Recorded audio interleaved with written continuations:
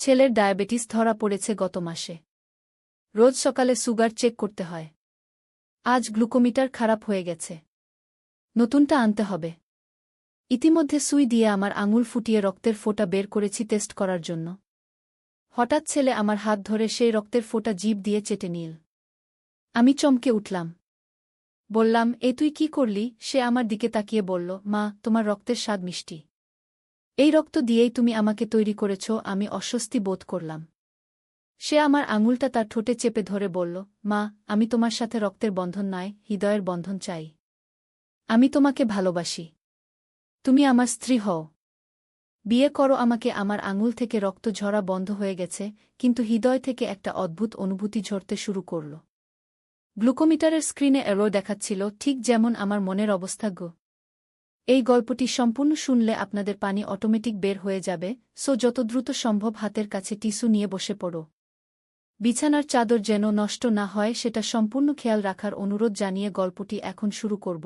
তার আগে সর্বশেষ অনুরোধ, দয়া করে এমন পানি বের করার গল্প নিয়মিত শুনতে আমাদের চ্যানেলটি সকলেই সাবস্ক্রাইব করুন। ধন্যবাদ। হ্যালো বন্ধুরা, আমার নাম মীরা দাস। আমার বয়স 40 বছর। আমার স্বামীর নাম রাজীব দাস, বয়স 43 বছর। আমাদের 2 সন্তান, আরিয়ান আর প্রিয়া। আরিয়ান 18 বছর বয়সী, কলেজে পড়ে। প্রিয়া 10 বছর বয়সী, স্কুলে যায়। আজকের ঘটনাটা শুরু হয়েছিল একদম সকালে।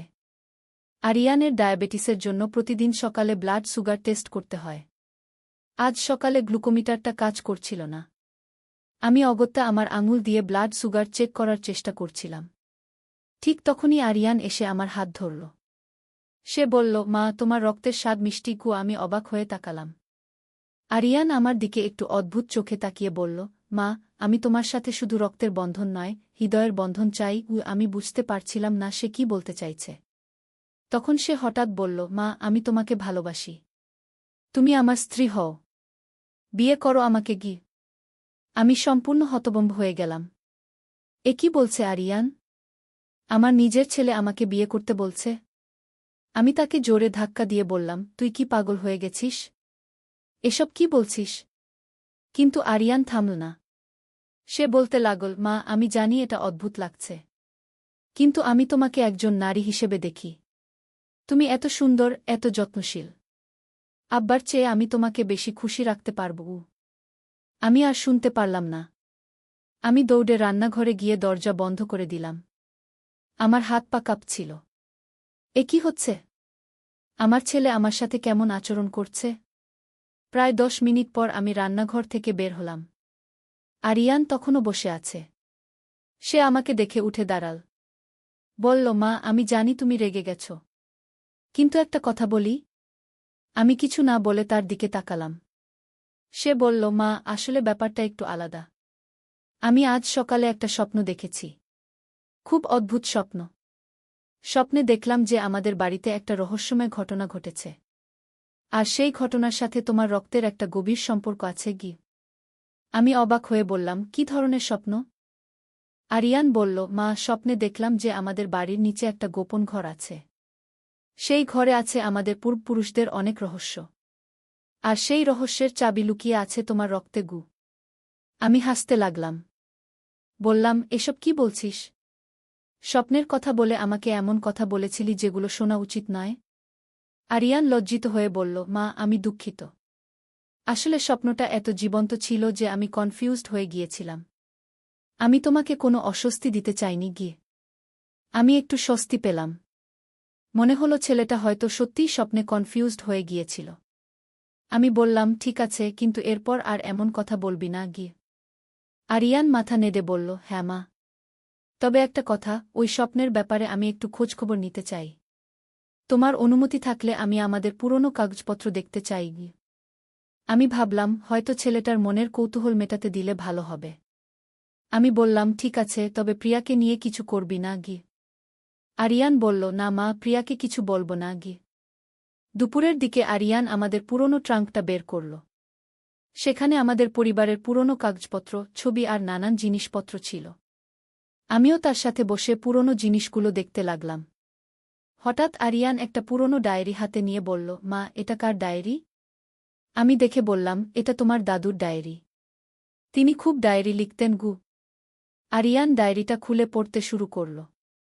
হঠাৎ তার মুখের রং পাল্টে গেল। সে বলল, মা, এখানে খুব অদ্ভুত কিছু লেখা আছে গু। আমি বললাম, কি লেখা? আরিয়ান পড়ে শোনাতে লাগল। আজ একটা অদ্ভুত ঘটনা ঘটল। আমার স্ত্রী রিনার রক্তে একটা বিশেষ ক্ষমতা আছে। সে যখন কাটা স্থানে তার রক্ত লাগায়, সেই ক্ষত তাৎক্ষণিক সেরে যায়। শুধু তাই নয়, তার রক্তের স্পর্শে পুরনো জিনিসও নতুনের মতো হয়ে যায়। আমি অবাক হয়ে বললাম, এসব কি? তোমার দাদু হয়তো কোনো গল্প লিখেছিলেন গু। আরিয়ান আরও পড়তে লাগল। রিনার পূর্বপুরুষরা ছিলেন তান্ত্রিক। তারা বিশেষ ক্ষমতার অধিকারী ছিলেন। রিনার মধ্যেও সেই ক্ষমতার চিহ্ন দেখা যাচ্ছে। আমি লক্ষ্য করেছি তার রক্ত সাধারণ রক্তের চেয়ে আলাদা। এটা একটু বেশি লাল এবং এর গন্ধ আলাদা গু। আমি ভয় পেয়ে গেলাম। বললাম, আরিয়ান, এই ডায়েরি বন্ধ করো। এসব পুরনো কুসংস্কারের কথা গু। কিন্তু আরিয়ান থামল না। সে বলল, মা, তুমি জানো তোমার মায়ের নাম কি ছিল? আমি বললাম, রিনা। কেন? আরিয়ান উত্তেজিত হয়ে বলল, মা, এই ডায়েরিতে তোমার মায়ের কথাই লেখা। মানে তোমার মধ্যেও ওই ক্ষমতা থাকতে পারে। আমি হাসি দিয়ে বললাম, এসব কি বলছিস? আমার মধ্যে কোনো জাদুর ক্ষমতা নেই গি। আরিয়ান বলল, মা, একটা পরীক্ষা করে দেখি না? তুমি কোনো পুরনো জিনিসে তোমার রক্ত লাগাও। দেখি কি হয়। আমি রাজি হলাম না। বললাম, না, আমি এসব করব না গি। কিন্তু আরিয়ান খুব জোর করতে লাগল। শেষে আমি রাজি হলাম। আমি একটা পুরনো পয়সায় আমার আঙুলের রক্তের ফোঁটা লাগালাম। কিছুক্ষণ পর দেখি পয়সাটা চকচক করতে শুরু করেছে। যেন নতুন পয়সার মতো হয়ে গেছে। আমি এবং আরিয়ান দুজনেই অবাক হয়ে গেলাম। আরিয়ান চিৎকার করে বলল, মা, তুমি সত্যিই জাদুকরি। তোমার রক্তে ক্ষমতা আছে। আমি ভয়ে কাঁপতে শুরু করলাম। এ কি হচ্ছে? সত্যিই কি আমার মধ্যে কোনো অতিপ্রাকৃতিক ক্ষমতা আছে? আরিয়ান ডায়েরিতে আরও পড়তে লাগল। সে বলল, মা, এখানে লেখা আছে যে তোমার মায়ের পূর্বপুরুষরা গুপ্ত সম্পদের রক্ষক ছিলেন। তারা একটা বিশেষ গুপ্ত স্থানে অনেক মূল্যবান জিনিস লুকিয়ে রেখেছিলেন। আর সেই স্থানে যাওয়ার চাবি হচ্ছে তোমার রক্ত। আমি বললাম, এসব অবিশ্বাস্য কথা। কোথায় সেই গুপ্তস্থান? আরিয়ান বলল, এই ডায়েরি অনুযায়ী আমাদের বাড়ির নিচে একটা গোপন ঘর আছে। আর সেখানে যেতে হলে তোমার রক্তের স্পর্শ লাগবে গি। আমি অবিশ্বাস করলেও কৌতূহলী হয়ে উঠলাম। বললাম, তাহলে খোঁজ করে দেখি গু। আমরা বাড়ির চারপাশে খোঁজাখুঁজি শুরু করলাম। আরিয়ান মেঝেতে টোকা দিয়ে দেখছিল কোথাও কোনো ফাঁকা জায়গা আছে কিনা। হঠাৎ আমাদের শোবার ঘরের মেঝেতে একটা জায়গায় ফাঁকা আওয়াজ পেলাম। আরিয়ান বলল, মা, এখানে নিচে কিছু একটা আছে। আমরা কার্পেটটা সরিয়ে দেখি একটা ছোট্ট ধাতব প্লেট মেঝেতে লাগানো। প্লেটটা দেখতে অনেকটা একটা হাতের আকৃতির মতো। আরিয়ান বলল, মা, মনে হচ্ছে এখানে হাত রাখতে হবে।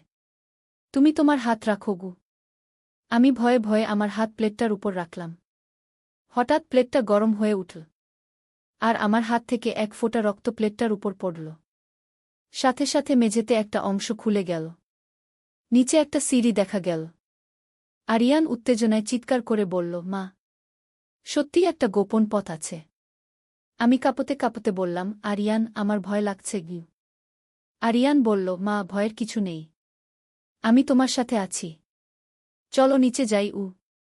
আমি আর আরিয়ান একসাথে সিঁড়ি দিয়ে নিচে নামতে শুরু করলাম।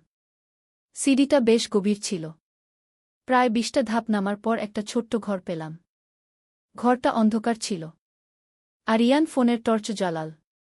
দেখি ঘরে অনেক পুরনো বাক্স, বই আর নানান রকম জিনিসপত্র রাখা। আরিয়ান একটা বাক্স খুলে দেখল।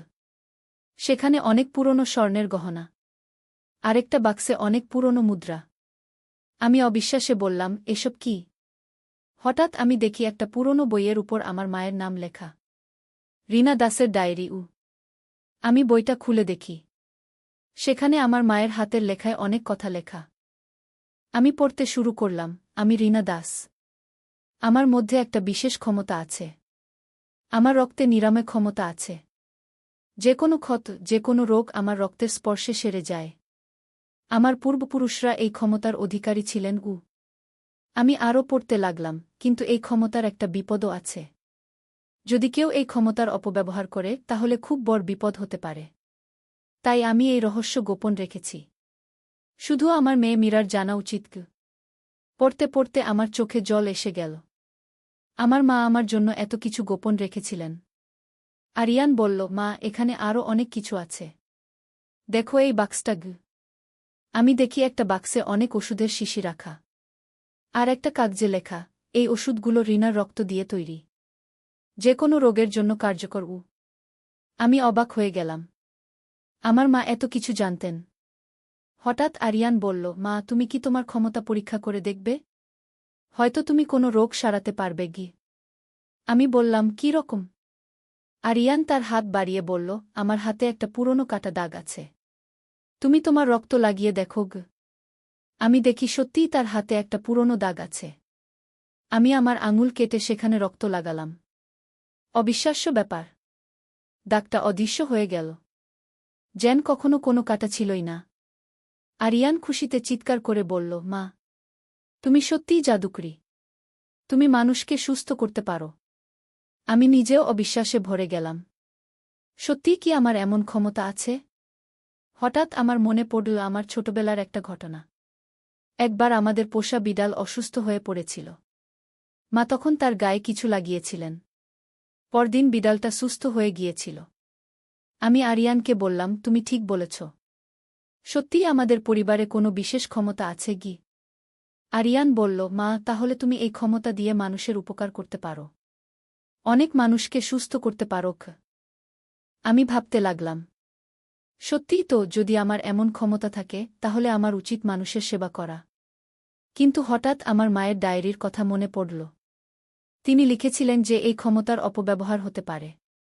আমি আরিয়ানকে বললাম, আরিয়ান, এই ক্ষমতার কথা আর কাউকে বলবে না। এটা আমাদের পারিবারিক রহস্যও। আরিয়ান বলল, কেন মা? এই ক্ষমতা দিয়ে তুমি অনেক মানুষের উপকার করতে পারো।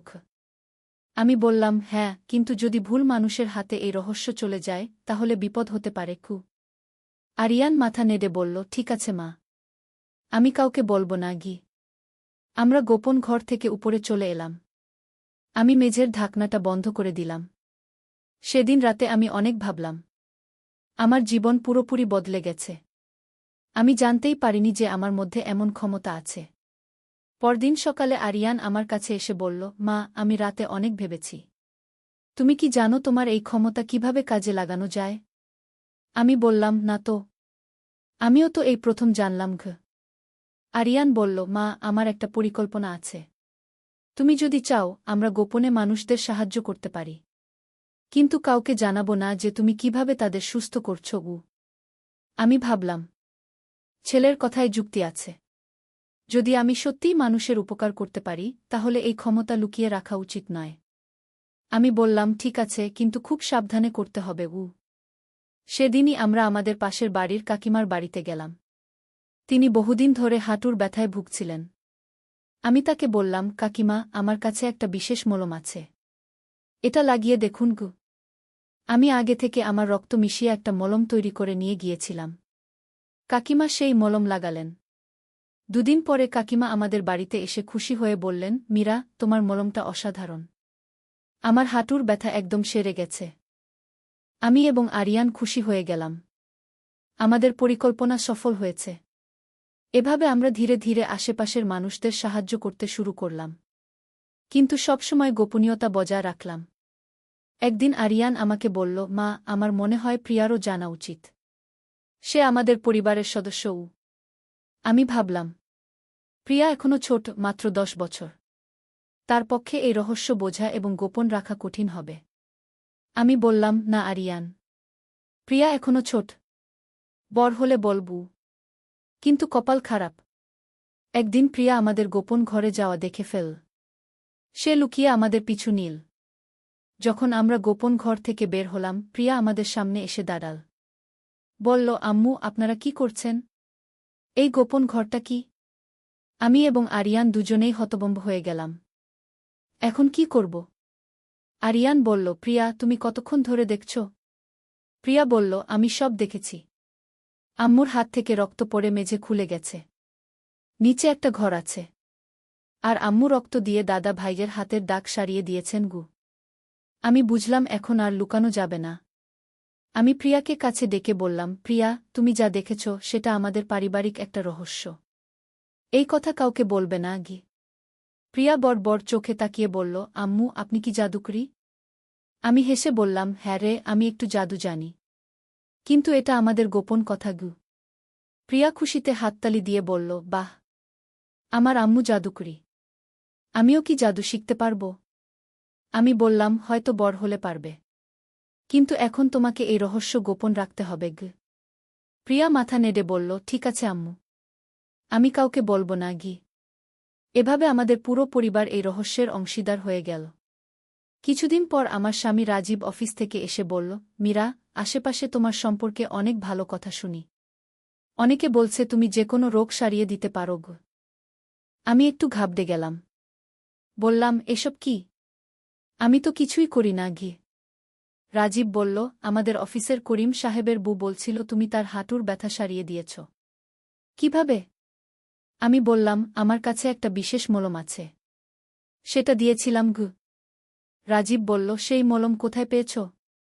আমি মিথ্যা বলতে বাধ্য হলাম, আমার মা দিয়ে গিয়েছিলেন গু। রাজীব সন্দেহের সাথে বলল, মীরা, তুমি কি কিছু লুকাচ্ছ? আমার কাছে সত্য কথা বলো উ। আমি দ্বিধায় পড়ে গেলাম। স্বামীর কাছে মিথ্যা বলতে ভালো লাগছিল না। কিন্তু এই রহস্য প্রকাশ করতেও ভয় লাগছিল। আরিয়ান তখন এগিয়ে এসে বলল, বাবা, আম্মু সত্যিই একটা বিশেষ ক্ষমতার অধিকারী। কিন্তু এটা আমাদের পারিবারিক রহস্যও। রাজীব অবাক হয়ে বলল, কী রকম ক্ষমতা? আমি বুঝলাম এখন আর লুকানো যাবে না।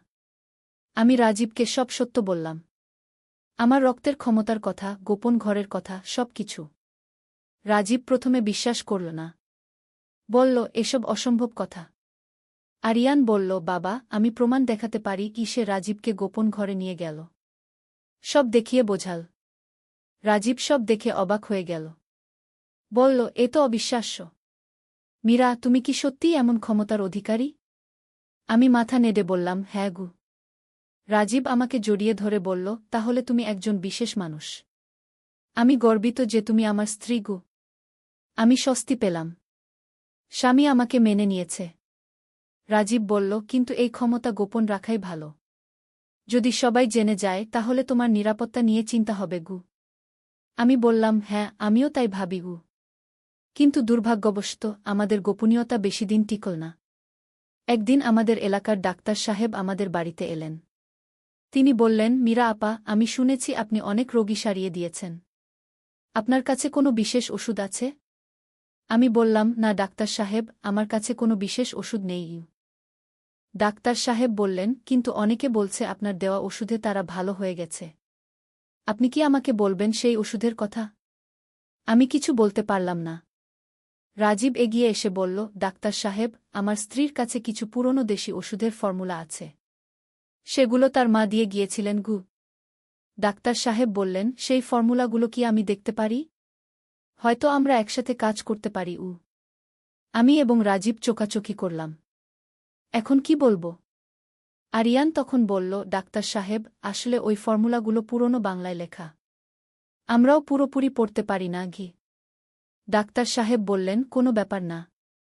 আমি পুরনো বাংলা জানি। দেখাতে পারেন? আমি বুঝলাম এখন বড় বিপদে পড়েছি। যদি ডাক্তার সাহেব সত্য জেনে যান তাহলে পুরো এলাকায় ছড়িয়ে যাবে। আমি বললাম, ডাক্তার সাহেব, আমি আপনাকে সত্য বলছি। আমার কাছে সত্যিই কোনো বিশেষ ওষুধ নেই। মানুষ হয়তো ভুল বুঝেছে গি। ডাক্তার সাহেব একটু সন্দেহের সাথে তাকালেন। তিনি বললেন, ঠিক আছে। তবে আপনি যদি কোনো সাহায্য করতে পারেন আমাকে জানাবেন গু। ডাক্তার সাহেব চলে যাওয়ার পর আমরা পরিবারে বসে আলোচনা করলাম। রাজীব বলল, আমার মনে হয় আমাদের আরও সাবধান হতে হবে গু। আরিয়ান বলল, হ্যাঁ বাবা। হয়তো আমাদের এই এলাকা ছেড়ে চলে যেতে হবে গু। আমি বললাম, না, আমি এই বাড়ি ছাড়তে চাই না। এখানে আমাদের পূর্বপুরুষদের রহস্য লুকানো আছে গি। প্রিয়া তখন বলল, আম্মু, আমাদের কি অন্য কোনো উপায় আছে? আমি ভাবতে লাগলাম। হঠাৎ আমার মনে একটা পরিকল্পনা এল। আমি বললাম, আমি একটা উপায় ভেবেছি। আমরা একটা ছোট্ট ক্লিনিক খুলতে পারি। সেখানে আমি গোপনে মানুষদের সাহায্য করব। কিন্তু সবাইকে বলব যে এটা আধুনিক চিকিৎসা গু। রাজীব বলল, এটা একটা ভালো আইডিয়া। তাহলে কেউ সন্দেহ করবে না গি। আরিয়ান বলল, আর আমি আম্মুর সহকারী হিসেবে কাজ করব। আমরা সবাই এই পরিকল্পনা রাজি হলাম। কয়েক মাস পর আমরা একটা ছোট্ট ক্লিনিক খুললাম। নাম দিলাম খুরিনা হেলথ কেয়ার সেন্টার। আমার মায়ের নামে।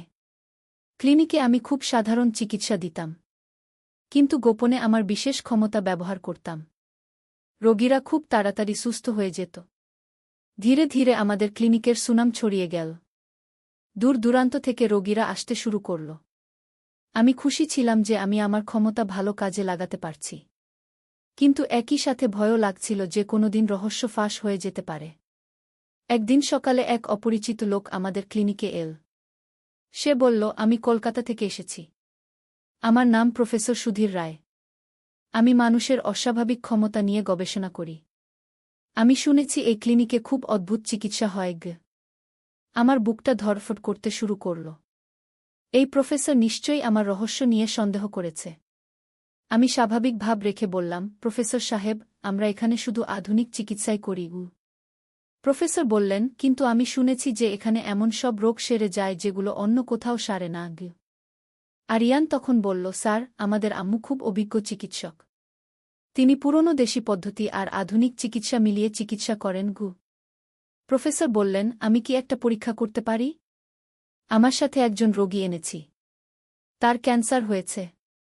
ডাক্তাররা বলেছে আর কিছু করার নেই। আমি ভয় পেয়ে গেলাম। ক্যান্সারের মতো বড় রোগ। আমার ক্ষমতা দিয়ে এটা সারানো যাবে তো? কিন্তু আমি না করতেও পারলাম না। বললাম, ঠিক আছে, রোগীকে দেখি। প্রফেসর একজন বয়স্ক মহিলাকে নিয়ে এলেন। তিনি খুবই দুর্বল দেখাচ্ছিলেন। আমি তার সাথে কথা বললাম। তিনি বললেন, ডাক্তার সাহেবা, আমার আর বাঁচার আশা নেই। আপনি যদি কিছু করতে পারেন। আমি তার হাত ধরে বললাম, চিন্তা করবেন না, আমি চেষ্টা করব। আমি তাকে একটা বিশেষ ওষুধ দিলাম। সেই ওষুধে আমার রক্ত মিশানো ছিল। বললাম, এই ওষুধ 3 দিন খাবেন। 3 দিন পর মহিলা আবার এলেন। এবার তাকে অনেক ভালো দেখাচ্ছিল। তিনি বললেন, ডাক্তার সাহেবা, আমি অনেক ভালো বোধ করছি। প্রফেসর তার চেক আপ করে অবাক হয়ে গেলেন। তিনি বললেন, এ কি করে সম্ভব? 3 দিনে ক্যান্সারের লক্ষণ অনেক কমে গেছে। আমি বললাম, হয়তো ওষুধটা কাজ করেছে। প্রফেসর বললেন, আপনি কোনো ওষুধ দিয়েছেন? আমি জানতে পারি? আমি বিব্রত হয়ে বললাম, এটা আমার নিজস্ব ফর্মুলা। প্রফেসর বললেন, ডাক্তার সাহেবা, আমি একটা বিশেষ অনুরোধ করতে চাই। আমি কি আপনার ওষুধের একটা স্যাম্পল নিতে পারি?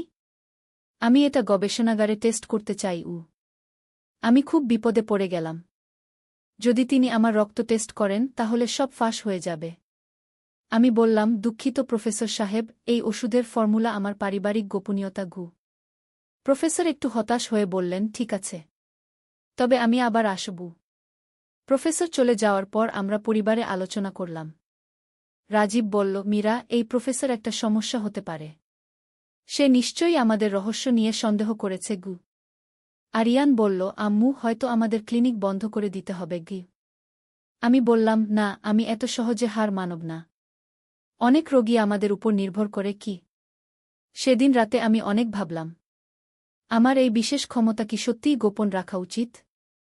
হয়তো আমার উচিত পুরো পৃথিবীকে জানানো যে আমার মধ্যে এমন ক্ষমতা আছে। কিন্তু তাহলে কি হবে? হয়তো অনেক মানুষ আমাকে ব্যবহার করতে চাইবে। হয়তো কিছু খারাপ মানুষ আমার ক্ষমতার অপব্যবহার করবে। আমার মায়ের কথা মনে পড়ল। তিনি লিখেছিলেন যে এই ক্ষমতা গোপন রাখাই ভালো। পরদিন সকালে প্রফেসর আবার এলেন। এবার তিনি আরও কয়েকজন লোক নিয়ে এসেছেন। তিনি বললেন, ডাক্তার সাহেবা, আমি আমার কয়েকজন সহকর্মী নিয়ে এসেছি। আমরা আপনার চিকিৎসা পদ্ধতি দেখতে চাই। আমি বুঝলাম এটা একটা ফাঁদ। তারা নিশ্চয়ই আমার রহস্য ধরে ফেলতে চায়। আমি বললাম, প্রফেসর সাহেব, আমি রোগী দেখার সময় অন্য কাউকে ঘরে রাখি না। প্রফেসরের একজন সহকর্মী বলল, আমরা শুধু দেখব, কিছু বলব না। আমার আর কোনো উপায় ছিল না। আমি রাজি হয়ে গেলাম। সেদিন অনেক রোগী এসেছিল। আমি স্বাভাবিকভাবে চিকিৎসা করতে লাগলাম, কিন্তু আমার বিশেষ ক্ষমতা ব্যবহার করতে সাহস পেলাম না। অনেক রোগী যারা আমার বিশেষ চিকিৎসার আশায় এসেছিল তারা হতাশ হয়ে চলে গেল। প্রফেসর বললেন, ডাক্তার সাহেবা, আজ আপনার চিকিৎসা অন্যরকম লাগল। গতকাল যেরকম অদ্ভুত ফলাফল দেখেছিলাম, আজ সেরকম দেখলাম না গি। আমি বিব্রত হয়ে বললাম, প্রতিদিন একরকম হয় না গি। প্রফেসর সন্দেহের চোখে তাকিয়ে বললেন, আমি আবার আসব। সেদিন রাতে আমি খুব বিষণ্ণ ছিলাম। আমি বুঝলাম যে এভাবে চলতে পারবে না। হয়তো আমাকে সত্যিই আমার ক্ষমতার কথা সবাইকে বলতে হবে। আরিয়ান, আমাকে সান্ত্বনা দিও। মা, এই সন্ধ্যার আলোর মতোই তুমি আমার জীবনে এক নরম উষ্ণতা এনেছ। এই রোমান্টিক কথা দিয়ে শুরু করে ছেলে আমাকে এমন একটা প্রস্তাব দিল যা শুনে আমি নির্বাক হয়ে গেলাম। সন্ধ্যাবেলা ছাদে কাপড় নামাচ্ছিলাম।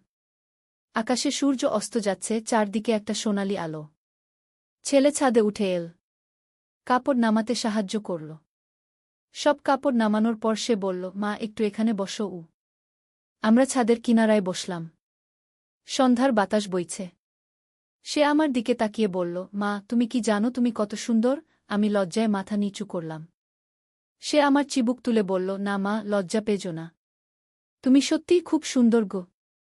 আমি প্রতিদিন তোমাকে দেখি, কিন্তু আজ এই সন্ধ্যার আলো তোমাকে দেখে মনে হচ্ছে তুমি একজন পরী। কি তার কথায় আমার গাল লাল হয়ে গেল। সে আমার হাত ধরে বলল, মা, আমি তোমাকে ভালোবাসি। কিন্তু শুধু ছেলের মতো নয়, আমি তোমাকে একজন নারী হিসেবে ভালোবাসি। সূর্যটা প্রায় ডুবে গেছে। সে বলল, আমি চাই তুমি আমার স্ত্রী হও। আমরা এই ছাদেই আমাদের প্রেমের ঘর সাজাব। আকাশে প্রথম তারা উঠেছে, আর আমার চোখে প্রথম অশ্রুর ফোঁটা এসেছে তার এই অভাবনীয় প্রেমের স্বীকারোক্তি শুনে। এই গল্পটি সম্পূর্ণ শুনলে আপনাদের পানি অটোমেটিক বের হয়ে যাবে, যত দ্রুত সম্ভব হাতের কাছে টিস্যু নিয়ে বসে পড়ো। বিছানার চাদর যেন নষ্ট না হয় সেটা সম্পূর্ণ খেয়াল রাখার অনুরোধ জানিয়ে গল্পটি এখন শুরু করব। তার আগের সর্বশেষ অনুরোধ, দয়া করে এমন পানি বের করার গল্প নিয়মিত শুনতে আমাদের চ্যানেলটি সকলেই সাবস্ক্রাইব করুন। ধন্যবাদ। হ্যালো বন্ধুরা, আমার নাম অনুপ্রিয়া দাস। আমার বয়স ৩৯ বছর। আমার স্বামীর নাম সৌমিত্র দাস, বয়স ৪৬ বছর। আমাদের ২ সন্তান, রাহুল আর তানিয়া। রাহুল ১৮ বছর বয়সী, কলেজে পড়ে। তানিয়া ১১ বছর বয়সী, স্কুলে যায়। রাহুলের কথাগুলো শুনে আমার পুরো শরীর কাঁপতে লাগল। আমি উঠে দাঁড়ানোর চেষ্টা করলাম, কিন্তু সে আমার হাত ধরে বসিয়ে দিল। মা, আমার কথা শোনো। তুমি জানো না আমি কতদিন ধরে এই স্বপ্ন দেখি। প্রতিরাতে তোমাকে নিয়ে এমন স্বপ্ন দেখি যা বলতে পারবো না। আমি কাঁপা কাঁপা গলায় বললাম, রাহুল, তুই কি বলছিস? আমি তোর মা। সে আমার চোখের দিকে তাকিয়ে বলল, হ্যাঁ মা, তুমি আমার মা। কিন্তু তুমি একজন পূর্ণাঙ্গ নারী। আর আমি একজন পূর্ণবয়স্ক পুরুষ। আমার বয়স ১৮, আইনত আমি প্রাপ্তবয়স্ক। ছাদের উপর চাঁদ উঠেছে। পূর্ণিমার চাঁদের আলো রাহুলের মুখ দেখা যাচ্ছে। সে বলল, মা, তুমি জানো বাবা কতদিন হলো তোমাকে স্পর্শ করেনি? কতদিন তোমার সাথে রোমান্স করেনি? আমি দেখেছি তুমি কত একা। রাতে তোমার কান্নার আওয়াজ শুনেছি। তার কথা শুনে আমার চোখ দিয়ে পানি গড়িয়ে পড়ল। সত্যিই তো, সৌমিত্র গত ৩ বছর ধরে আমার সাথে স্বামী স্ত্রীর মতো আচরণ করে না। সারাদিন অফিসে থাকে, ফিরে এসে খেয়ে ঘুমিয়ে পড়ে। আমি যেন তার কাছে একজন পরিচারিকা। রাহুল আমার গাল মুছিয়ে দিল। বলল, মা, আমি চাই তুমি সুখী হও। আমি তোমাকে সেই সুখ দিতে চাই যার তুমি প্রাপ্য। আমি কাঁপা গলায় বললাম, রাহুল, এটা ঠিক নয়। এটা পাপ। সে আমার ২ হাত ধরে বলল, মা, পাপ কি? দুজন প্রাপ্তবয়স্ক মানুষের মধ্যে ভালোবাসা কি পাপ? তুমি কি মনে করো আমি তোমার সাথে খারাপ কিছু করব? আমি শুধু তোমাকে ভালোবাসতে চাই, তোমার যত্ন নিতে চাই। আমার মাথা ঘুরছিল। এত বছর পর কেউ আমাকে এভাবে ভালোবাসার কথা বলেছে। রাহুল বলল, মা, তুমি চিন্তা করো। আমি তোমাকে চাপ দিচ্ছি না। কিন্তু আমি জানি তুমিও আমাকে ভালোবাসো। আমি দেখেছি তুমি আমার দিকে যেভাবে তাকাও। হঠাৎ করে নিচে থেকে তানিয়ার ডাক শুনলাম, মা, খাবার দাও। আমি চমকে উঠলাম। রাহুল বলল, তুমি যাও মা। তানিয়াকে খাওয়াও। কিন্তু আমার কথা ভেবো। আমি কাঁপা পায়ে নিচে নেমে এলাম। তানিয়াকে খাবার দিলাম, কিন্তু মাথায় শুধু রাহুলের কথাগুলো ঘুরছিল। রাতে সৌমিত্র এসে খেয়ে ঘুমিয়ে পড়ল। আমি বিছানায় শুয়ে ভাবছিলাম রাহুলের কথা। পরের দিন সকালে রাহুল কলেজে গেল। তানিয়া স্কুলে গেল। সৌমিত্র অফিসে গেল। আমি একা বাসায়। সারাদিন রাহুলের কথা ভাবলাম।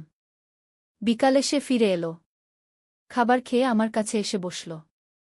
মা, তুমি কি ভেবেছ আমার কথা? আমি মাথা নাড়লাম। সে আমার হাত ধরে বলল, মা, আমি জানি তুমি লড়াই করছ মনের ভেতর। কিন্তু তুমি জানো এটাই সত্য যে আমরা একে অপরকে ভালোবাসি। আমি আর পারলাম না। কাঁদতে শুরু করলাম। রাহুল আমাকে বুকে জড়িয়ে ধরল। বলল, কাঁদো না মা। আমি তোমার পাশে আছি। সারা জীবন থাকব। হঠাৎ করে দরজার কলিং বেল বেজে উঠল।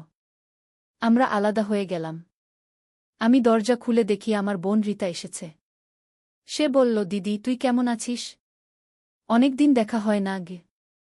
রীতা ভেতরে এলো। রাহুলকে দেখে বলল, ওরে রাহুল, কেমন আছিস? এত লম্বা হয়ে গেছিস তো। রাহুল লজ্জা পেয়ে বলল, ভালো আছি রীতা মামিগু। রীতা আমার সাথে গল্প করতে লাগল। সে বলল, দিদি, তোর ছেলেটা তো অনেক সুন্দর হয়েছে। মেয়েরা নিশ্চয় লাইন দিয়ে দাঁড়িয়ে থাকে। আমি হাসলাম। রাহুল আমার দিকে তাকিয়ে মুচকি হাসল। রীতা বলল, দিদি, তুই কেমন যেন লাগছিস। কোনো চিন্তা? আমি বললাম, না তো, কিছু না। সে বলল, দিদি, আমার মনে হচ্ছে তুই কিছু লুকাচ্ছিস।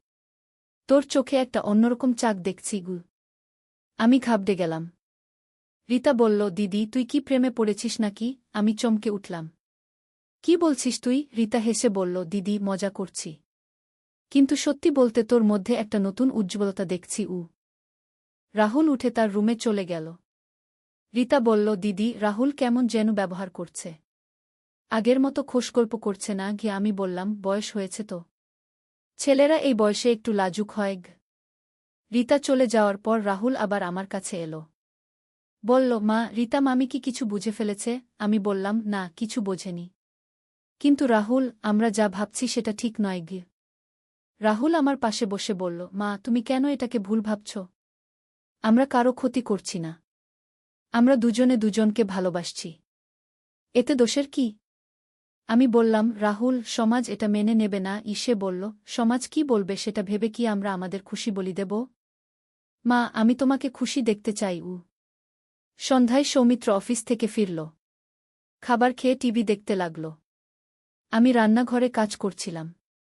রাহুল এসে বলল, মা, আমি তোমাকে সাহায্য করি। সে আমার পাশে দাঁড়িয়ে সবজি কাটতে লাগল। হঠাৎ করে তার হাত আমার হাতের উপর পড়ল। আমি চমকে উঠলাম। সে ফিসফিস করে বলল, মা, আমি তোমাকে ভালোবাসি। আমি চারদিকে তাকিয়ে দেখলাম কেউ আছে কিনা। তানিয়া তার রুমে পড়াশোনা করছে। সৌমিত্র টিভি দেখছে। রাহুল আমার কানে ফিসফিস করে বলল, মা, আজ রাতে আমার রুমে এসো। আমার হৃদস্পন্দন বেড়ে গেল। আমি কাঁপা গলায় বললাম, না রাহুল, এটা ঠিক হবে না। সে বলল, মা, আমি শুধু তোমার সাথে কথা বলতে চাই। প্লিজ। রাতে সবাই ঘুমিয়ে পড়ার পর আমি রাহুলের রুমে গেলাম। সে জেগেছিল। আমাকে দেখে উঠে দাঁড়াল। মা, তুমি এসেছ? আমি বললাম, রাহুল, আমি শুধু তোর সাথে কথা বলতে এসেছি। সে আমাকে বিছানায় বসতে দিল। নিজেও পাশে বসল। বলল, মা, আমি জানি তুমি কনফিউজড। কিন্তু আমি তোমাকে বিশ্বাস করিয়ে দিতে চাই যে আমার ভালোবাসা খাঁটি। আমি বললাম, রাহুল, আমি তোর মা। এই সম্পর্ক কখনো স্বাভাবিক হতে পারে না। সে আমার হাত ধরে বলল, মা, কিন্তু আমাদের অনুভূতি তো সত্যি। আমি তোমাকে সত্যিকার ভালোবাসি। হঠাৎ করে আমার মনে পড়ল আমার দাদির কথা। দাদি আমাকে একবার বলেছিল, বেটি, জীবনে অনেক অদ্ভুত জিনিস হয়। কখনো কখনো আমাদের হৃদয় এমন পথে যায় যেটা সমাজ মানে না। কিন্তু সেইটাই সত্যি হয়। রাহুল বলল, মা, তুমি কি ভাবছ? আমি বললাম, রাহুল, আমি কনফিউজড। একদিকে তুই আমার ছেলে, অন্যদিকে তুই আমাকে এমন ভালোবাসা দিচ্ছিস যা আমি বছরের পর বছর পাইনি। সে আমার গাল স্পর্শ করে বলল, মা, আমি তোমাকে চাপ দিচ্ছি না। তুমি যা সিদ্ধান্ত নেবে আমি মেনে নেব। কিন্তু আমি চাই তুমি জানো যে আমি তোমাকে ভালোবাসি। আমি উঠে দাঁড়ালাম। রাহুল, আমি যাই। আমাকে ভাবার সময় দাও। সে বলল, ঠিক আছে মা। কিন্তু মনে রেখো, আমি সবসময় তোমার পাশে আছি। পরের দিন সকালে আমি ভীষণ অস্থির ছিলাম। রাহুল কলেজে যাওয়ার আগে আমার কাছে এসে বলল, মা, তুমি ঠিক আছো তো? আমি মাথা নাড়লাম। সে চলে যাওয়ার পর আমি একা বাসায় বসে ভাবতে লাগলাম। দুপুরে আমার মা ফোন করল। মা বলল, অনুপ্রিয়া, তুই কেমন আছিস? আমি বললাম, ভালো আছি মা। মা বলল, তোর আওয়াজ কেমন যেন লাগছে। কোনো সমস্যা? আমি বললাম, না মা, কিছু না। মা বলল, বেটি, তুই কি খুশি আছিস সংসারে? এই প্রশ্নটা শুনে আমার চোখ দিয়ে পানি এসে গেল। আমি বললাম, মা, কেন এমন প্রশ্ন করছ? মা বলল, আমার মনে হচ্ছে তুই খুশি নিস। সৌমিত্র কি তোর খেয়াল রাখে? আমি চুপ করে রইলাম। মা বলল, অনুপ্রিয়া, তুই আমার মেয়ে। আমি বুঝতে পারি তোর কষ্টও। আমি আর পারলাম না, কাঁদতে শুরু করলাম। মা বলল, বেটি, কি হয়েছে? তুই কাঁদছিস কেন? আমি বললাম, মা, আমি খুব একা। সৌমিত্র আমার দিকে তাকায়ও না। মা বলল, বেটি, এইসব সংসারে হয়। তুই ধৈর্য রাখ। আমি বললাম, কত ধৈর্য রাখব মা? আমিও তো একজন নারী, আমারও ভালোবাসার প্রয়োজন। মা একটু চুপ থেকে বলল, অনুপ্রিয়া, তুই কি অন্য কারো প্রেমে পড়েছিস? আমার হৃদস্পন্দন বেড়ে গেল। আমি বললাম, না মা, এমন কিছু না। মা বলল, বেটি, যদি তোর মনে কোনো কনফিউশন থাকে তাহলে আমার সাথে শেয়ার কর। আমি তোর মা, আমি তোকে বুঝবো। আমি বললাম, মা, আমি পরে তোমার সাথে কথা বলবো। ফোন রেখে আমি ভাবতে লাগলাম, আমার মা কি আজ করতে পারছে আমার মনের অবস্থা? বিকালে রাহুল ফিরে এলো। আমাকে দেখে বুঝতে পারল আমি কাঁদেছি। সে আমার কাছে এসে বলল, মা, তুমি কাঁদেছ কেন? আমি বললাম, রাহুল, আমি খুব কনফিউজড। সে আমার হাত ধরে বলল, মা, তুমি কি আমার সাথে কথা বলবে? আমরা বাগানে গেলাম। রাহুল বলল, মা, তুমি কি ভাবছ? আমি বললাম, রাহুল, আমি তোকে ভালোবাসি। কিন্তু এই ভালোবাসা কেমন সেটা আমি বুঝতে পারছি না। সে বলল, মা, ভালোবাসার কোনো নির্দিষ্ট রূপ নেই। ভালোবাসা মানে যত্ন, ভালোবাসা মানে কারো খুশি চাওয়া। আমি বললাম, কিন্তু রাহুল, আমরা যা করছি সেটা সে আমার কথা বন্ধ করে দিয়ে বলল, মা, আমরা কিছু করিনি। আমরা শুধু আমাদের অনুভূতির কথা বলেছি। এতে দোষের কিছু নেই। হঠাৎ করে তানিয়া বাগানে এলো। মা, তুমি এখানে কি করছ? আমি বললাম, কিছু না বেটি, রাহুলের সাথে গল্প করছিলাম। তানিয়া বলল, মা, আমার পেট ব্যথা করছে। আমি তানিয়াকে নিয়ে ভেতরে গেলাম। তার জ্বর মাপলাম। জ্বর আছে। আমি ওষুধ দিলাম। রাতে তানিয়ার যত্ন নিতে হল। রাহুল আমাকে সাহায্য করল। তানিয়ার যত্ন নেওয়ার সময় রাহুল বলল, মা, দেখো তুমি কত ভালো মা। আমিও চাই তুমি আমার যত্ন নাও। আমি তার দিকে তাকালাম। সে বলল, মা, আমি তোমার কাছে শুধু ভালোবাসা চাই। পরের দিন তানিয়া ভালো হয়ে গেল। রাহুল কলেজে যাওয়ার আগে আমাকে বলল, মা, আমি চাই আজ আমরা একসাথে কোথাও ঘুরতে যাই। আমি বললাম, কোথায়? সে বলল, পার্কে। আমাদের একা কথা বলার দরকার। বিকালে আমরা পার্কে গেলাম। পার্কে অনেক মানুষ। আমরা একটা বেঞ্চে বসলাম। রাহুল বলল, মা, আমি তোমাকে একটা কথা বলি। আমি জানি আমাদের এই সম্পর্ক অস্বাভাবিক, কিন্তু আমি এটাও জানি যে আমি তোমাকে সত্যি ভালোবাসি। আমি বললাম, রাহুল, আমিও তোকে ভালোবাসি, কিন্তু একজন মায়ের ভালোবাসা। সে বলল, মা, কিন্তু তোমার চোখে আমি অন্য কিছু দেখি। তুমি আমাকে শুধু ছেলে হিসেবে দেখো না।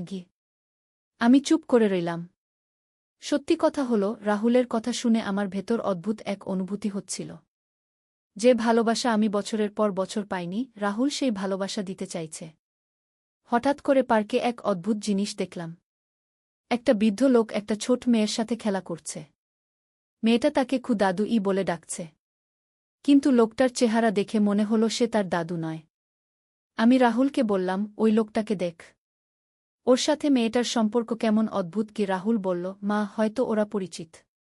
অনেক সময় বাচ্চারা অপরিচিতদেরও দাদু বলে। কিন্তু আমার মনে একটা সন্দেহ জাগল। লোকটা মেয়েটাকে কোলে তুলে নিল। মেয়েটা কাঁদতে শুরু করল। আমি উঠে দাঁড়ালাম।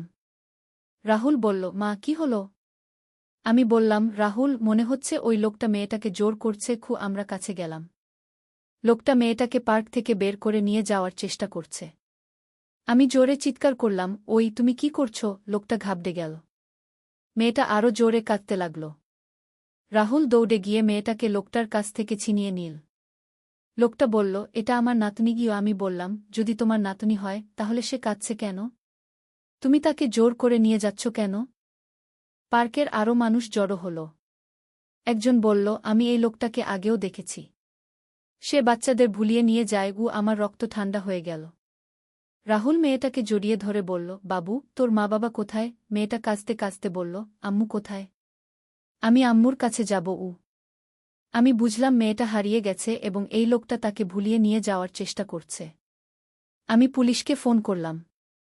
পুলিশ এসে লোকটাকে ধরে নিয়ে গেল। মেয়েটার মা বাবা খুঁজতে খুঁজতে পার্কে এলো। মেয়েটা তার মাকে দেখে দৌড়ে গিয়ে জড়িয়ে ধরল। মা কাঁদতে কাঁদতে আমাদের ধন্যবাদ দিল। এই ঘটনার পর আমার মাথায় একটা চিন্তা এলো। পরিবার কি? পরিবার কি শুধু রক্তের সম্পর্ক, নাকি ভালোবাসার বন্ধন? যে লোকটা মেয়েটাকে নিয়ে যাওয়ার চেষ্টা করছিল সে কি পরিবারের বাইরের? রাহুল আমার দিকে তাকিয়ে বলল, মা তুমি কি ভাবছ? আমি বললাম, রাহুল আমি ভাবছি পরিবারের কথা। পরিবার কি শুধু নাম, নাকি এর চেয়ে গভীর কিছু? সে বলল, মা পরিবার মানে ভালোবাসা। পরিবার মানে একে অপরের যত্ন নেওয়া। পরিবার মানে একে অপরকে রক্ষা করা। আমি বললাম, তাহলে রাহুল আমরা যা অনুভব করছি সেটা কি পরিবারের বাইরে? সে বলল, না মা, এটা পরিবারের ভেতরেই। কিন্তু এটা একটা গভীর সম্পর্ক। পার্ক থেকে ফেরার পথে রাহুল বলল, মা আজকের ঘটনা থেকে আমি বুঝলাম যে ভালোবাসা এবং যত্ন কত গুরুত্বপূর্ণ। আমি তোমাকে সারা জীবন রক্ষা করতে চাই। আমি তার কথা শুনে মুগ্ধ হলাম। এতদিন আমি ভেবেছি রাহুলের অনুভূতি শুধু শারীরিক, কিন্তু আজ বুঝলাম সে সত্যিই আমাকে ভালোবাসে। বাসায় ফিরে এসে দেখি সৌমিত্র টিভি দেখছে, তানিয়া হোমওয়ার্ক করছে। আমি রান্নাঘরে গিয়ে রাতের খাবার তৈরি করতে লাগলাম। রাহুল এসে সাহায্য করল। রাতে খাবার খেয়ে সবাই যার যার রুমে গেল। আমি রাহুলের রুমে গেলাম। সে বইপত্র নিয়ে বসেছিল। আমাকে দেখে উঠে দাঁড়াল। মা তুমি এসেছ? আমি বললাম, রাহুল আমি তোর সাথে কথা বলতে চাই। সে বিছানায় বসল। আমিও পাশে বসলাম। আমি বললাম, রাহুল আজকের ঘটনার পর আমি বুঝেছি যে ভালোবাসার অর্থ কী। তুই আমাকে যেভাবে ভালোবাসিস সেটা খাঁটি কি? তার চোখ উজ্জ্বল হয়ে উঠল। আমি আরও বললাম, কিন্তু রাহুল আমরা একটা জটিল অবস্থায় আছি। আমি তোর মা। সমাজ আমাদের সম্পর্ক মেনে নেবে না গিয়ে। সে আমার হাত ধরে বলল, মা সমাজ যা বলবে বলুক। আমি তোমাকে ভালোবাসি। আমি তোমার যত্ন নিতে চাই। আমি তোমাকে খুশি রাখতে চাই। আমি তার চোখের দিকে তাকালাম। সে সত্যি বলছে। তার চোখে কোনো মিথ্যা নেই। আমি বললাম, রাহুল কিন্তু আমি তোর মা। এই সম্পর্ক স্বাভাবিক নয়। সে বলল, মা স্বাভাবিক কি? দুজন মানুষের মধ্যে ভালোবাসা কি অস্বাভাবিক? তুমি একজন নারী, আমি একজন পুরুষ। আমরা দুজনেই প্রাপ্তবয়স্ক। আমরা একে অপরকে ভালোবাসি। আমি আর কিছু বলতে পারলাম না। সে আমার গাল স্পর্শ করল। মা আমি তোমাকে চাপ দিচ্ছি না, কিন্তু আমি চাই তুমি আমার অনুভূতি বুঝো। হঠাৎ করে দরজায় একটা আওয়াজ হল। আমরা চমকে উঠলাম। তানিয়ার গলা শুনলাম। মা তুমি কোথায়? আমি তাড়াতাড়ি উঠে দাঁড়ালাম। দরজা খুলে দেখি তানিয়া দাঁড়িয়ে আছে। সে বলল, মা আমার পানি খেতে ইচ্ছে করছে। আমি তাকে পানি এনে দিলাম। সে বলল, মা তুমি দাদার রুমে কি করছিলে? আমি বললাম, তোর দাদার সাথে কথা বলছিলাম। তানিয়া বলল, কি কথা? আমি বললাম, পড়াশোনার কথা। তানিয়া চলে যাওয়ার পর আমি রাহুলের রুমে ফিরে গেলাম। সে বলল, মা তানিয়া কি কিছু সন্দেহ করেছে? আমি বললাম, না সে কিছু বুঝতে পারেনি। রাহুল বলল, মা আমরা সাবধান থাকব। কিন্তু আমি চাই আমাদের এই সম্পর্ক চলতে থাকুক। আমি বললাম, রাহুল আমার মাথা ঘুরছে। আমি বুঝতে পারছি না কি করা উচিত। সে আমাকে বুকের সাথে জড়িয়ে ধরল। মা তুমি চিন্তা করো না, আমি তোমার পাশে আছি। আমি তার বুকে মাথা রেখে কাঁদতে লাগলাম। পরের দিন সকালে আমি ভীষণ অস্থির।